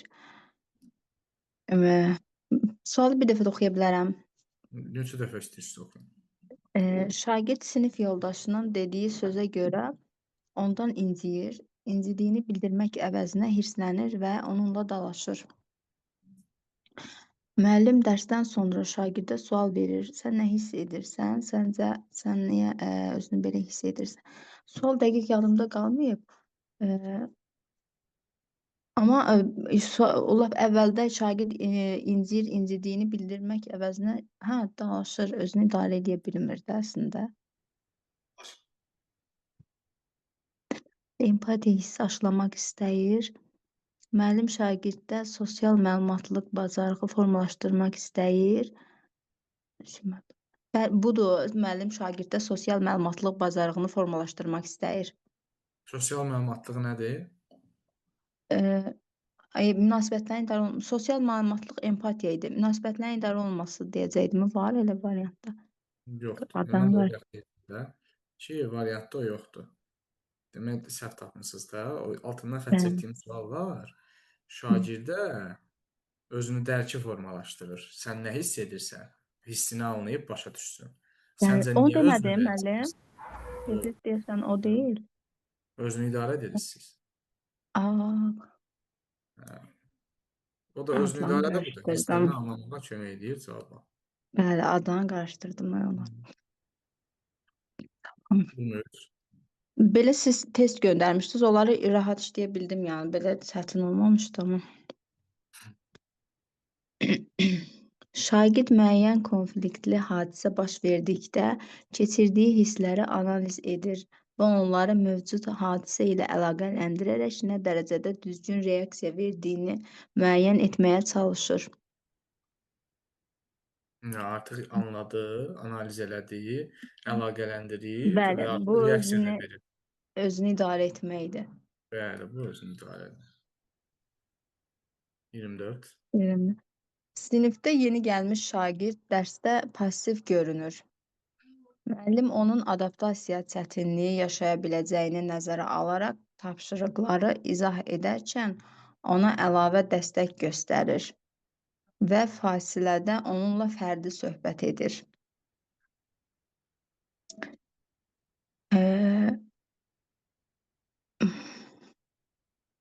Burada sosial münasibətlərin qurulması idi. Oxuyum variantları. Müəllim yeni şagirdin emosional vəziyyətini fərz edərək ona fərdi yanaşma tətbiq edir. Qeyri-mümkün emosional çətinlik kimi qiymətləndir və buna uyğun dəstək göstərir. Sinifdə ümumi akademik nəticəni qorumaq üçün müəllim şagirdin sosial müəllim şagirdin pasiivliyini intizam problemi kimi deyil, mümkün emosional çətinlik kimi qiymətlənir. Buna uyğun da B variantı. Bəli, B-dir. Düz tapdınız. Niyə B götürdünüz? Müəllim, yəni şagirdin o birinci passivli özünün belə yəni adaptasiya olmamağın zəiflik kimi görmür də, ona kömək eləməyə çalışır. Bəli, emosional çətinlik kimi görür. Adaptasiya deyir yəqin ki, Bəli. uşaq təzə mühitə düşüb. Ona görə çətinlik çəkir də, Öyrədə qəribsiyir də. bilmir, bəli, o çətinlikdən çıxartmağa çalışır. A-da fərz eləmək deyir, fərz eləmək xəyal eləməkdir. Bəli. Fikirləşirəm ki, yəqin bu filan şeyə görə olar, bu fərz eləmək. Amma burada fərz eləmək yox, burada əsas məsələ müəllimin birbaşa başa düşməsidir. Təşəkkür edirəm. 24-də getdik. Növbəti 25. Mehriban müəllimə. Bəli, Ülfü müəllim.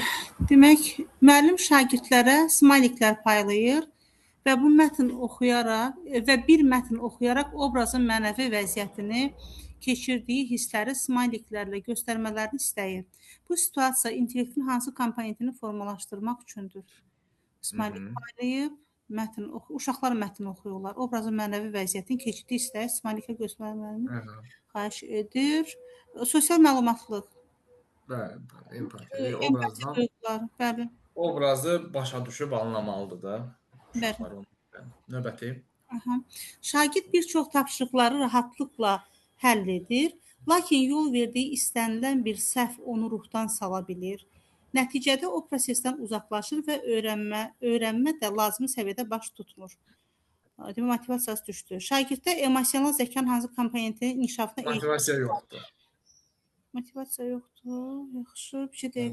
Nə çatmış orada? Tapşırıqlarım rahatlıqla həll edir. Yol verdiyi istənilən bir səhv onu ruhdan sala bilir. Prosesdən uzaqlaşır. Nə çatmır burada? Özünü idarə etməsi, özünü dərk. Özünü idarə, özünü dərk. Ay Allah, nə çatmır? Nəyin inkişafına ehtiyac var? Özünü idarə etmənin inkişafına ehtiyac var. Bəli. A. Uzaqlaşır, lazımi səviyyədə baş tutmur. Bir çox rahat həll eləyir. Səhv onu ruhdan sala bilir.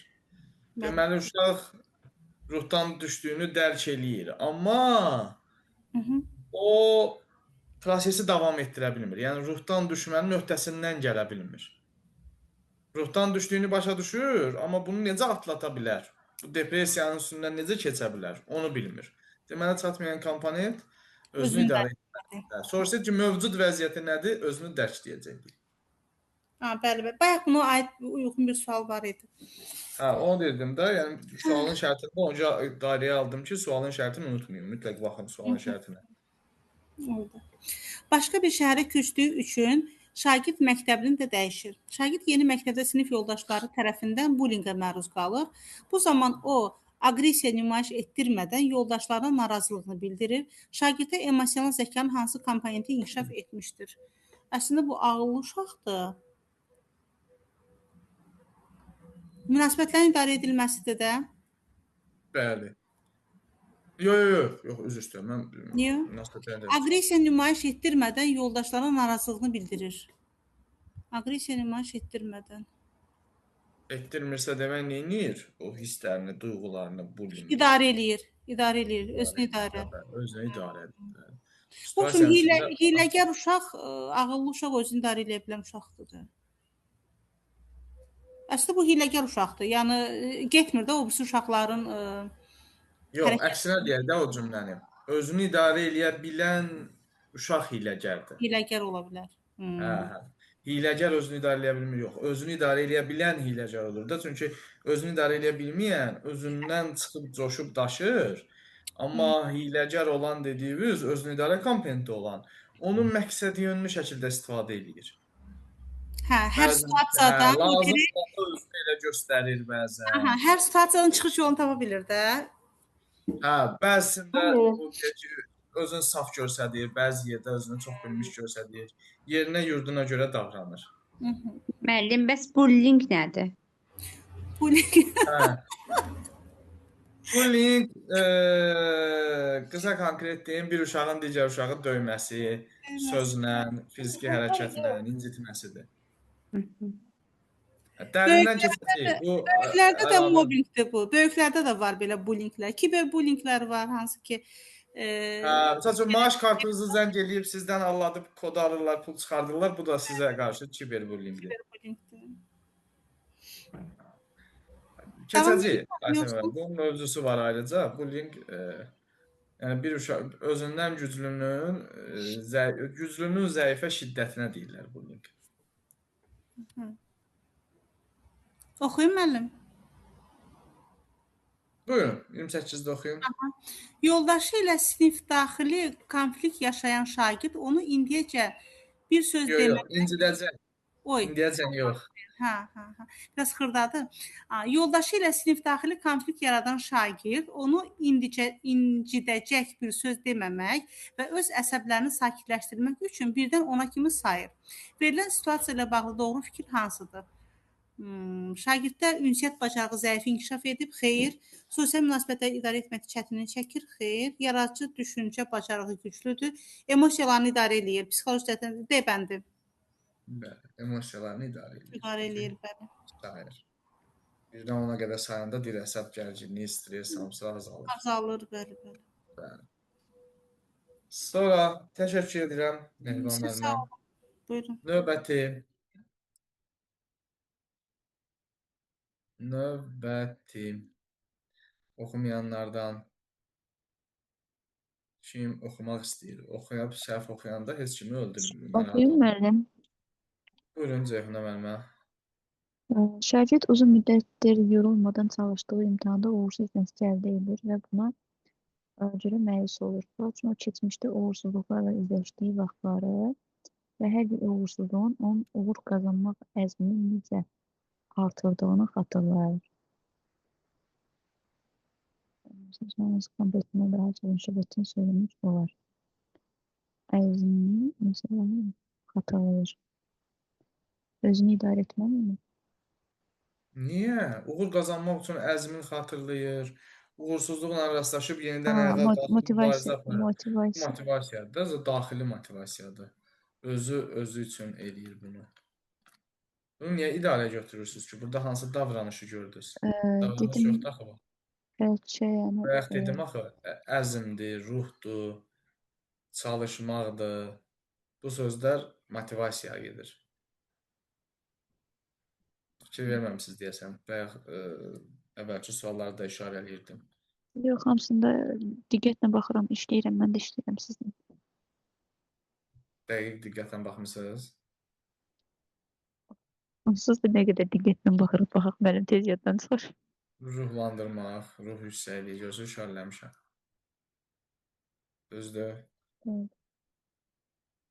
Sonra burada baxın, əzmi kvadrata almışam. Görürsünüz? Sonra ruhu dairəyə almışam. Bu sualı ipucularının hamısını işarələmişdim. Mən ekranda neysə altın xətt deyirəmsə, neysə dairəyə alıram, kvadrata alıram, işarə edirəmsə, bilin ki, o şey mütləq lazımdır. Lazımsız şey heç sənin altından xətt çəkmirəm, ya xüsusi diqqətə çatdırmıram onu. Burada əzmi qaraladım, gördünüz?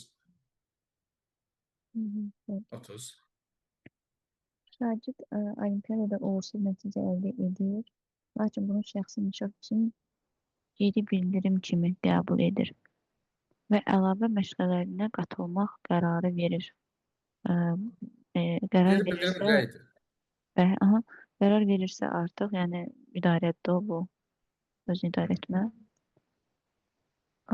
Demək, şagird yaşadığı məyusluğu dərk edir, bu özünü dərkdir.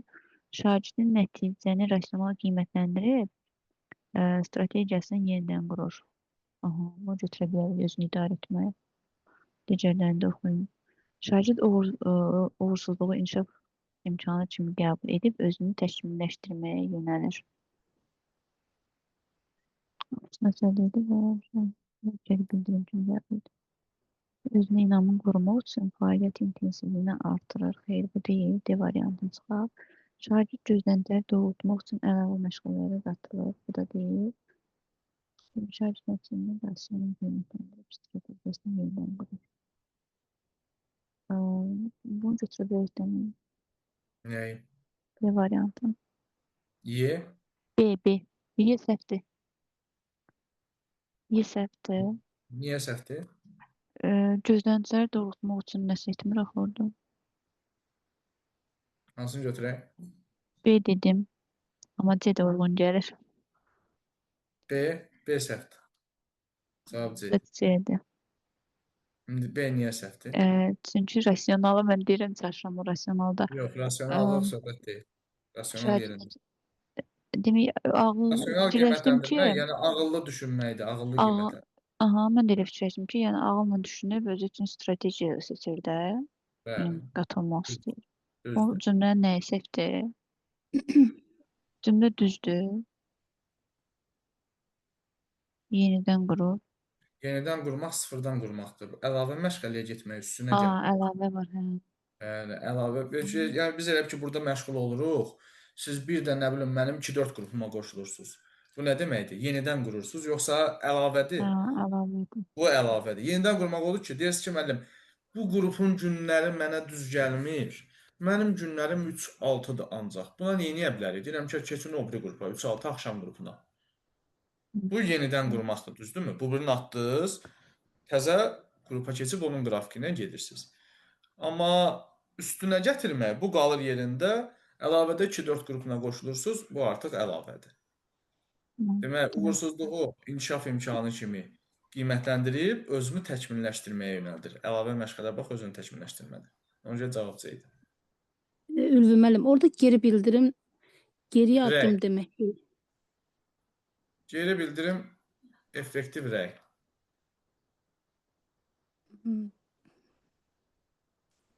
Bildim, geri bildirim effektiv rəy. Rəy deməkdir, bəli. Yəni onu doğru qəbul edir də, yəni inkişaf kimi qəbul edir. Çünki mən onda o cavab kimi onda mən C-ni götürmək istəmədim ki, geri bildirim bunu özünə geriləmək kimi qəbul edir. Yox, geri bildirim effektiv rəydir. Yəni geri dönüş.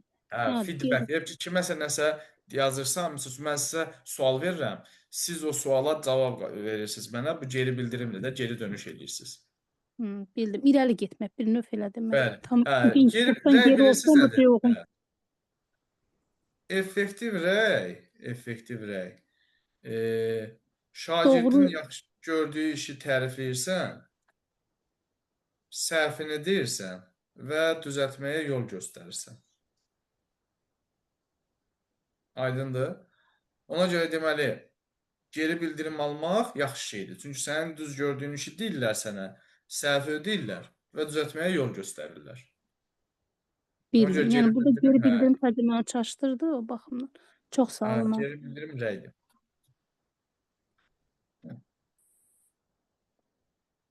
Növbəti. Sinif şərtləri şagirdlərin sinif ixlaslarında dediklərini məhəl qoymasa, onların motivasiyasının aşağı düşəcəyini bildiyindən vaxtaşır keçirilən iclaslarda onların hər birinin diqqətlə dinləyir. Onların fəaliyyətini sistemlaşdıracaq ifadələrdən istifadə edir. Verilmiş mesajlaşan hansı uyğun gəlir?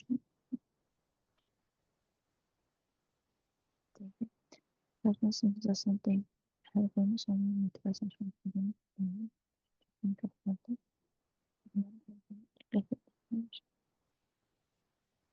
istifadə edir. Özünü idarə etmə olar da burada. Olmaz. Çünki özü ilə bağlı niyə olsun ki, sinif rəhbəri burada uşaqları nəzərə alır, uşaqların motivasiyası düşməsin, onların fəaliyyətini diqqətlə dinləyir, onları müəyyən ifadələrdən istifadə edir, stimullaşdırır.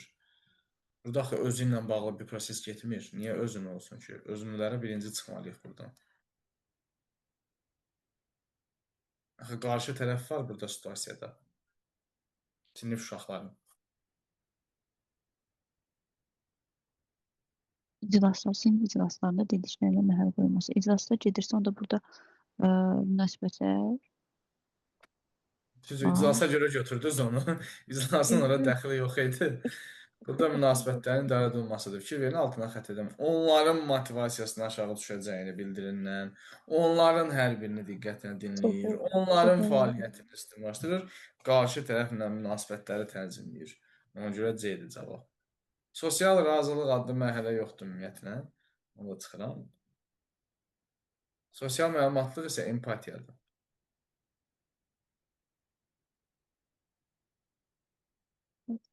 İkisindən səfər. Aydın oldu. Aydın. Yenə altından xətt çəkirlərimə baxmadınız.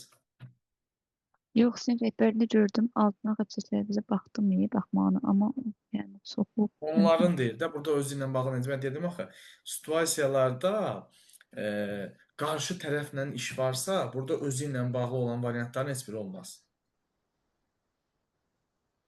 Düzdür? Olmaz? bəli, Məntiqlidir də, özünü dərk, özünü idarə etmək insanın özü ilə bağlı sırf məsələ. özü ilə bağlıdır, bəli. Hə, deməli qarşı tərəflə bağlı münasibətlərdən söhbət gedirsə, burada bu iki variantı atıram. Hətta motivasiya da atıram. Qalıram iki variant arasında.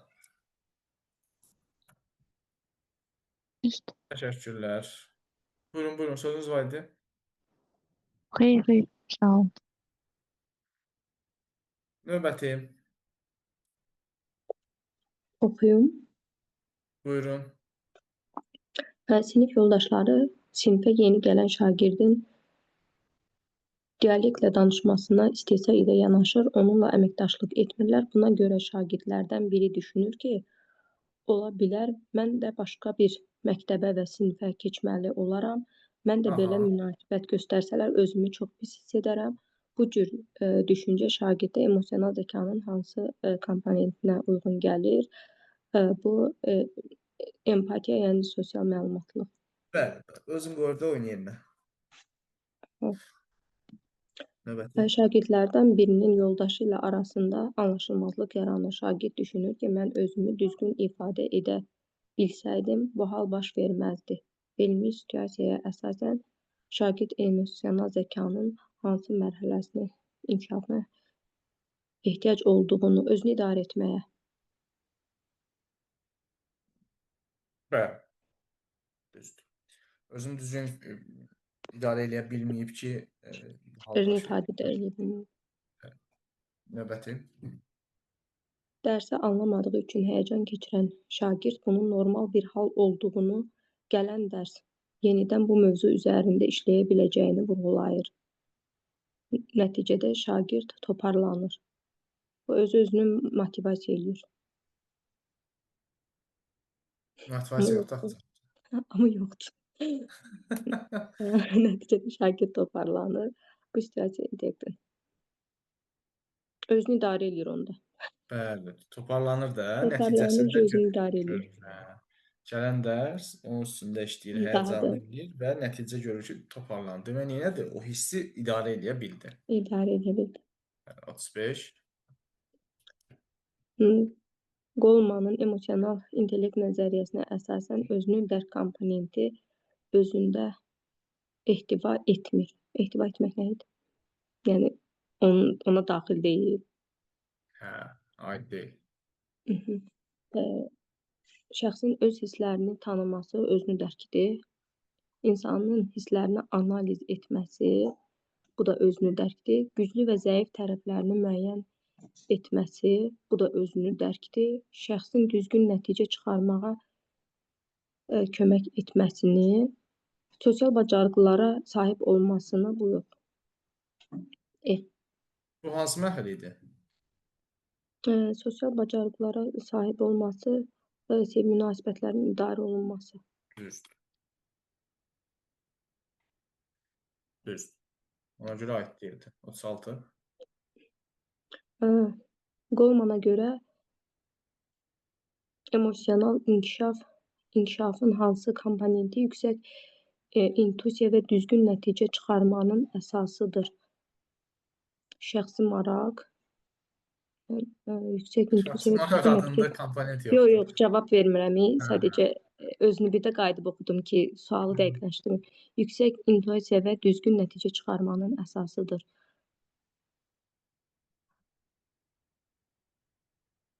Əzbər cümlədir Özünü o. idarə etmə. Yox. Niyə? Düzgün Bu nəticə özünü çıxarma. dərkdir. Özünü dərk deyil. Hə. Bayaqdan bu cümlə bir 2-3 yerdə keçib. Özünü idarə etmə. Hə, əzbər formada bu cümləyi bayaq bir neçə yerdə oxumuşuq. Variantlarda da var idi. Mənim əzbərim 0. Bu da A variantına baxın. Özündə yüksək intuisiya və düzgün nəticə çıxarmanın əsasıdır. Bu özünü dərkin xüsusiyyətidir. İnsan öz hisslərini dərk etmədən onları hiss eləyib düzgün nəticə çıxara bilməz onlardan ki, yaşadığım hissin adı nədir? Gərək o hiss özünü dərk eləsin, o hissin adını bilsin, Aydındır. ona ad Ki, qoya düzgün bilsin. nəticə çıxartsın. Yoxsa yüksək Aydındır. intuisiya, deyir filan kəsin intuisiyası güclüdür. Necə güclüdür? Bu məsələ var. Aydındır. Təşəkkür edirəm. Növbətim.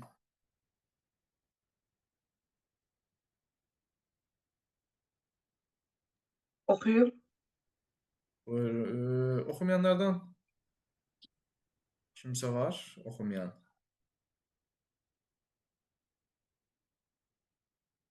Oxumayan müəllimlərdən.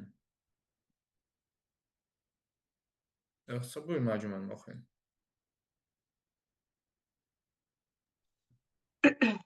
Şagirdlərdən biri irqçi və etnik ayrı-seçkiliyə qarşı kampanyanın rəhbəridir və komanda üzvlərinin digərinə irqçilik zarafatı etdiyini eşidir. Bu zaman o, yoldaşının xətrinə diqqət etməklə ona iradını bildirir ki, bu hal bir də təkrarlanmasın. Hansı inkişaf edir? Bu şəkildə özünü dərk etmə deyil. Bunu yəqin ki, özünü dərk etməli. Vay, bayaqdan nə danışırıq argümana? Qulaq asmırsınız bizə. Yox, özünü dərkdə izahləmir. Sadəcə küsub otururdu qırağda. Onda özünü idarə etmədi yəqin ki. Qulaq asmırdınız. Situasiyada başqa bir adam varsa, burada özü ilə bağlı heç nə cavab ola bilməz. Burada var başqa adam. Müəllim, yox baxın. Situasiyada başqa adam var ya yoxdur? Bir dənə sualıma cavab verin. Burada başqa yoxdur əslində. Yoxdur? Niyə? Var. Yoldaşının, iki şagird var, düzdür. Yoldaşı başqa adamdır da. Bəli, iki şagird var. Yoldaşı varsa avtomatik burada baxın özünü dərk, özünü idarə etmə, özünün təhsili nədir? Bu təhsilin pilləsidir. Bu suallar bura. Bunlar getdi. Qalır iki variant arasında. Sosial məlumatlıqdır. Münasibətlərin idarə olunması deyil bu. Harda özünün yerinə qoydu? Onun yerinə qoymaq var özünün situasiyada.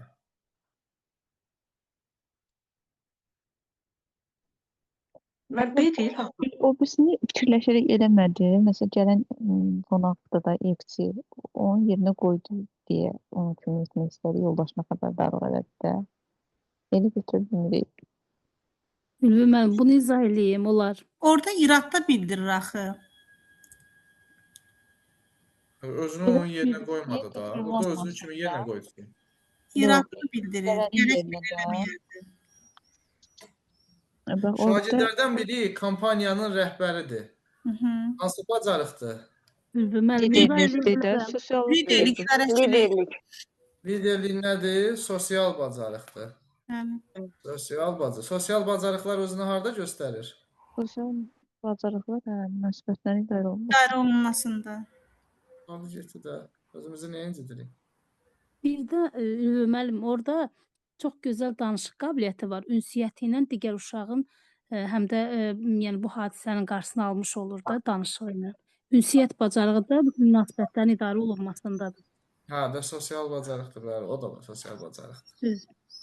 Ülvi müəllim, bu sualda mən də düşünürəm ki, o iradını bildirir. Yəni etinasız qalmır. iradını bildirir ki, bir daha belə hal təkrarlanmasın. Yox, sırf oradan tuta Xətrinə bilər. dəymədən bildirir də. Ülvi müəllim, xətrinə dəymədən ünsiyyət bacarığı yaxşıdır, amma digər qarşı tərəfə həm iradını bildir, amma onu elə deyir ki, yoldaşının xətrinə dəymədən eləyir. O baxımdan liderlik bacarığı yaxşıdır, həm də ünsiyyət bacarığı yaxşıdır ki, digərinin xətrinə dəymir. Onlar hamısı sosial bacarıqdır, bu da münasibətlərin dəli olmasındadır. Yəni burada empatiya yoxdur. Argüment aydın oldu. Bəli. Birinci Mən situasiya bunlarla danışırdım. necə? Mən bayaqdan bir çoxuna cavab vermişəm. Bu nə ilə qarışdırdı məni? Və indi bu son cümlələri. Siz dərsi izah edəndə videoya baxın, izah etib qulaq asmışam. Orada özünü idarə etmədə bunu oxşar bir demirəm, amma eyni bunu izah eləmisiniz. Mənim beynim nəsə ona qarışdı. Dediniz ki, uşağın bir küsü məsələn incib oturur, o yəni özünü dərk edir də küsmə hissini. Bu bildiyi. Özünü idarə etmədə amma elə bir şey xatırlayıram ki, valla buradakı cümləni nəsə bir anda ona oxşatdım. Orada izah etdiyi cümləyə. Niyə ağlıma o getdi bilmirəm. Yəni o cümləyə qədər yuxarıda bir çox şeydən tutmaq olardı da. Bəli, liderlik var. Yoldaşı Hə, məsələsinə ona görə özünü dərk, özünü idarə etməni atmaq olur dərhal. Çünki situasiyada başqa adam var. Sonra Bəli. kampaniyanın lideridir, rəhbəridir, bu liderlik bacarığıdır, münasibətlərin dəli olunması cavabı dərhal çıxır. Orada hələ yuxarı Ona çıxanda görə ünsiyyəti də götürə bilərsiniz. Ünsiyyət çaşdırıcı ola bilər. Yəni, Hə. amma sırf ayırmaq üçün bir çox şeylər var. Burada 100% cavab verir. Bəli. 38. Mənim dərs ilinin əvvəlində şagirdləri tanımaq üçün onların üzərində müşahidə aparır. Bəli. Müşahidə əsasında belə qənaətə gəlir ki, sinifdəki 20 şagirddə yalnız 5-i digər sinif yoldaşları danışarkən onları diqqətlə və sona qədər dinləyir. Aha, bir nəticə gəlmək olar ki, bu şagirdlər informasiya savadlığı yoxdur. Bu şagirdlərdə rasional intellekt, sosial bacarıqlar inkişaf edib. Sosial Söhbət bacarıqlar. 5 nəfərdən gedir ha. Bəli, mən sosial şeydir də bu. Sosial bacarıq deyil variantdır da bu. Bəli, bəli. Düz sosial bacarıqlar.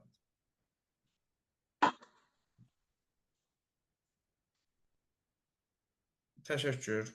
Tamam. Sonra 12 39 emosional intellektə aid doğru fikir. Müəllim, Buyurun. emosional intellekt haqqında verilən hansı fikir doğrudur? Emosional intellekti inkişaf etdirmək yetkinlik yaşından başlamaq daha məqsəd uyğun hesab edilir. Bu kiçik yaşlardan da başlamaq olar da. Valideynin normal intellektinin yüksək inkişafı şagirdə birbaşa təsir edən faktordur. Ola bilər. Emosional intellekti inkişaf etdirmək üçün summativ qiymətləndirmədən yox, o aid deyil. Mən tənqid etmək bacarığını formalaşdırmaqla emosional intellekti inkişaf etdirmək olar. Tənqid etmək bacarığını formalaşdırmaq. Yox, anam, o deyil. Tənqid etmək bacarığı yaxşı şey deyil. Yox. Hər şeydən mənfi görməkdir. Biz tənqidi təfəkkürü formalaşdırmalıyıq. Bunlar ayrı şeylərdir. Tənqid etməklə tənqid təfəkkür ayrıdır. Ayrı. Emosional intellektin inkişafına mənəvi dəyərlər təsir demək olar ki, yoxdur. Əksinə daha çoxdur. Elə B variantıdır da. Bəli. Yox. Şagird riyaziyyat fənnindən xoşlanmır, lakin bu fəndən imtahan verəcəyini bildiyi üçün emosiyalarını idarə edir və özündə daxili motivasiya yaradır. Doğru fikri tapmalıyıq. Şagirddə rasional intellekt formalaşdırılıb, yaradı. Emosional intellekt inkişaf edib.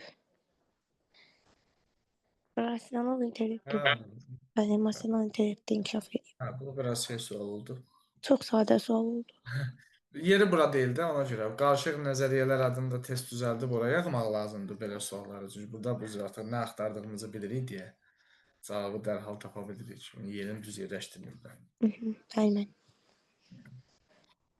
Belə. Növbəti mövzumuz şəxsiyyət olacaq. Pedaqogikadan şəxsiyyətin formalaşması və idarə olunması mövzusudur. Yox, daha doğrusu şəxsiyyətin formalaşması və inkişafı və Carl Jung'un nəzəriyyəsi olacaq. Bunlar iç-içə bir yerdə olan məsələlərdir. Bundan danışacağıq. Şəxsiyyət nədir? Şəxsiyyəti necə inkişaf etdirmək olar? Hansı amillər rol oynayır? Sırf pedaqogikanın nəzəriyyəsidir. Nəzəriyyəsi deməyib, pedaqogikanın mövzusudur. Nəzəriyyə deyil, daha çox mövzudur. Özümüzə gələn həftə onunla da nəzəriyyələr bölməsini, nəzəriyyə deməyək də pedaqogika bölməsini bitiririk və keçəcəyik ondan sonra metodikaya. Belə, hörmətli müəllimlər, gecəniz xeyrə qalsın, Tanrı yar və yardımçınız olsun. Amin. Çox sağ olun. Çox sağ olun. Sağ olun. Sağ olun. Amin inşallah.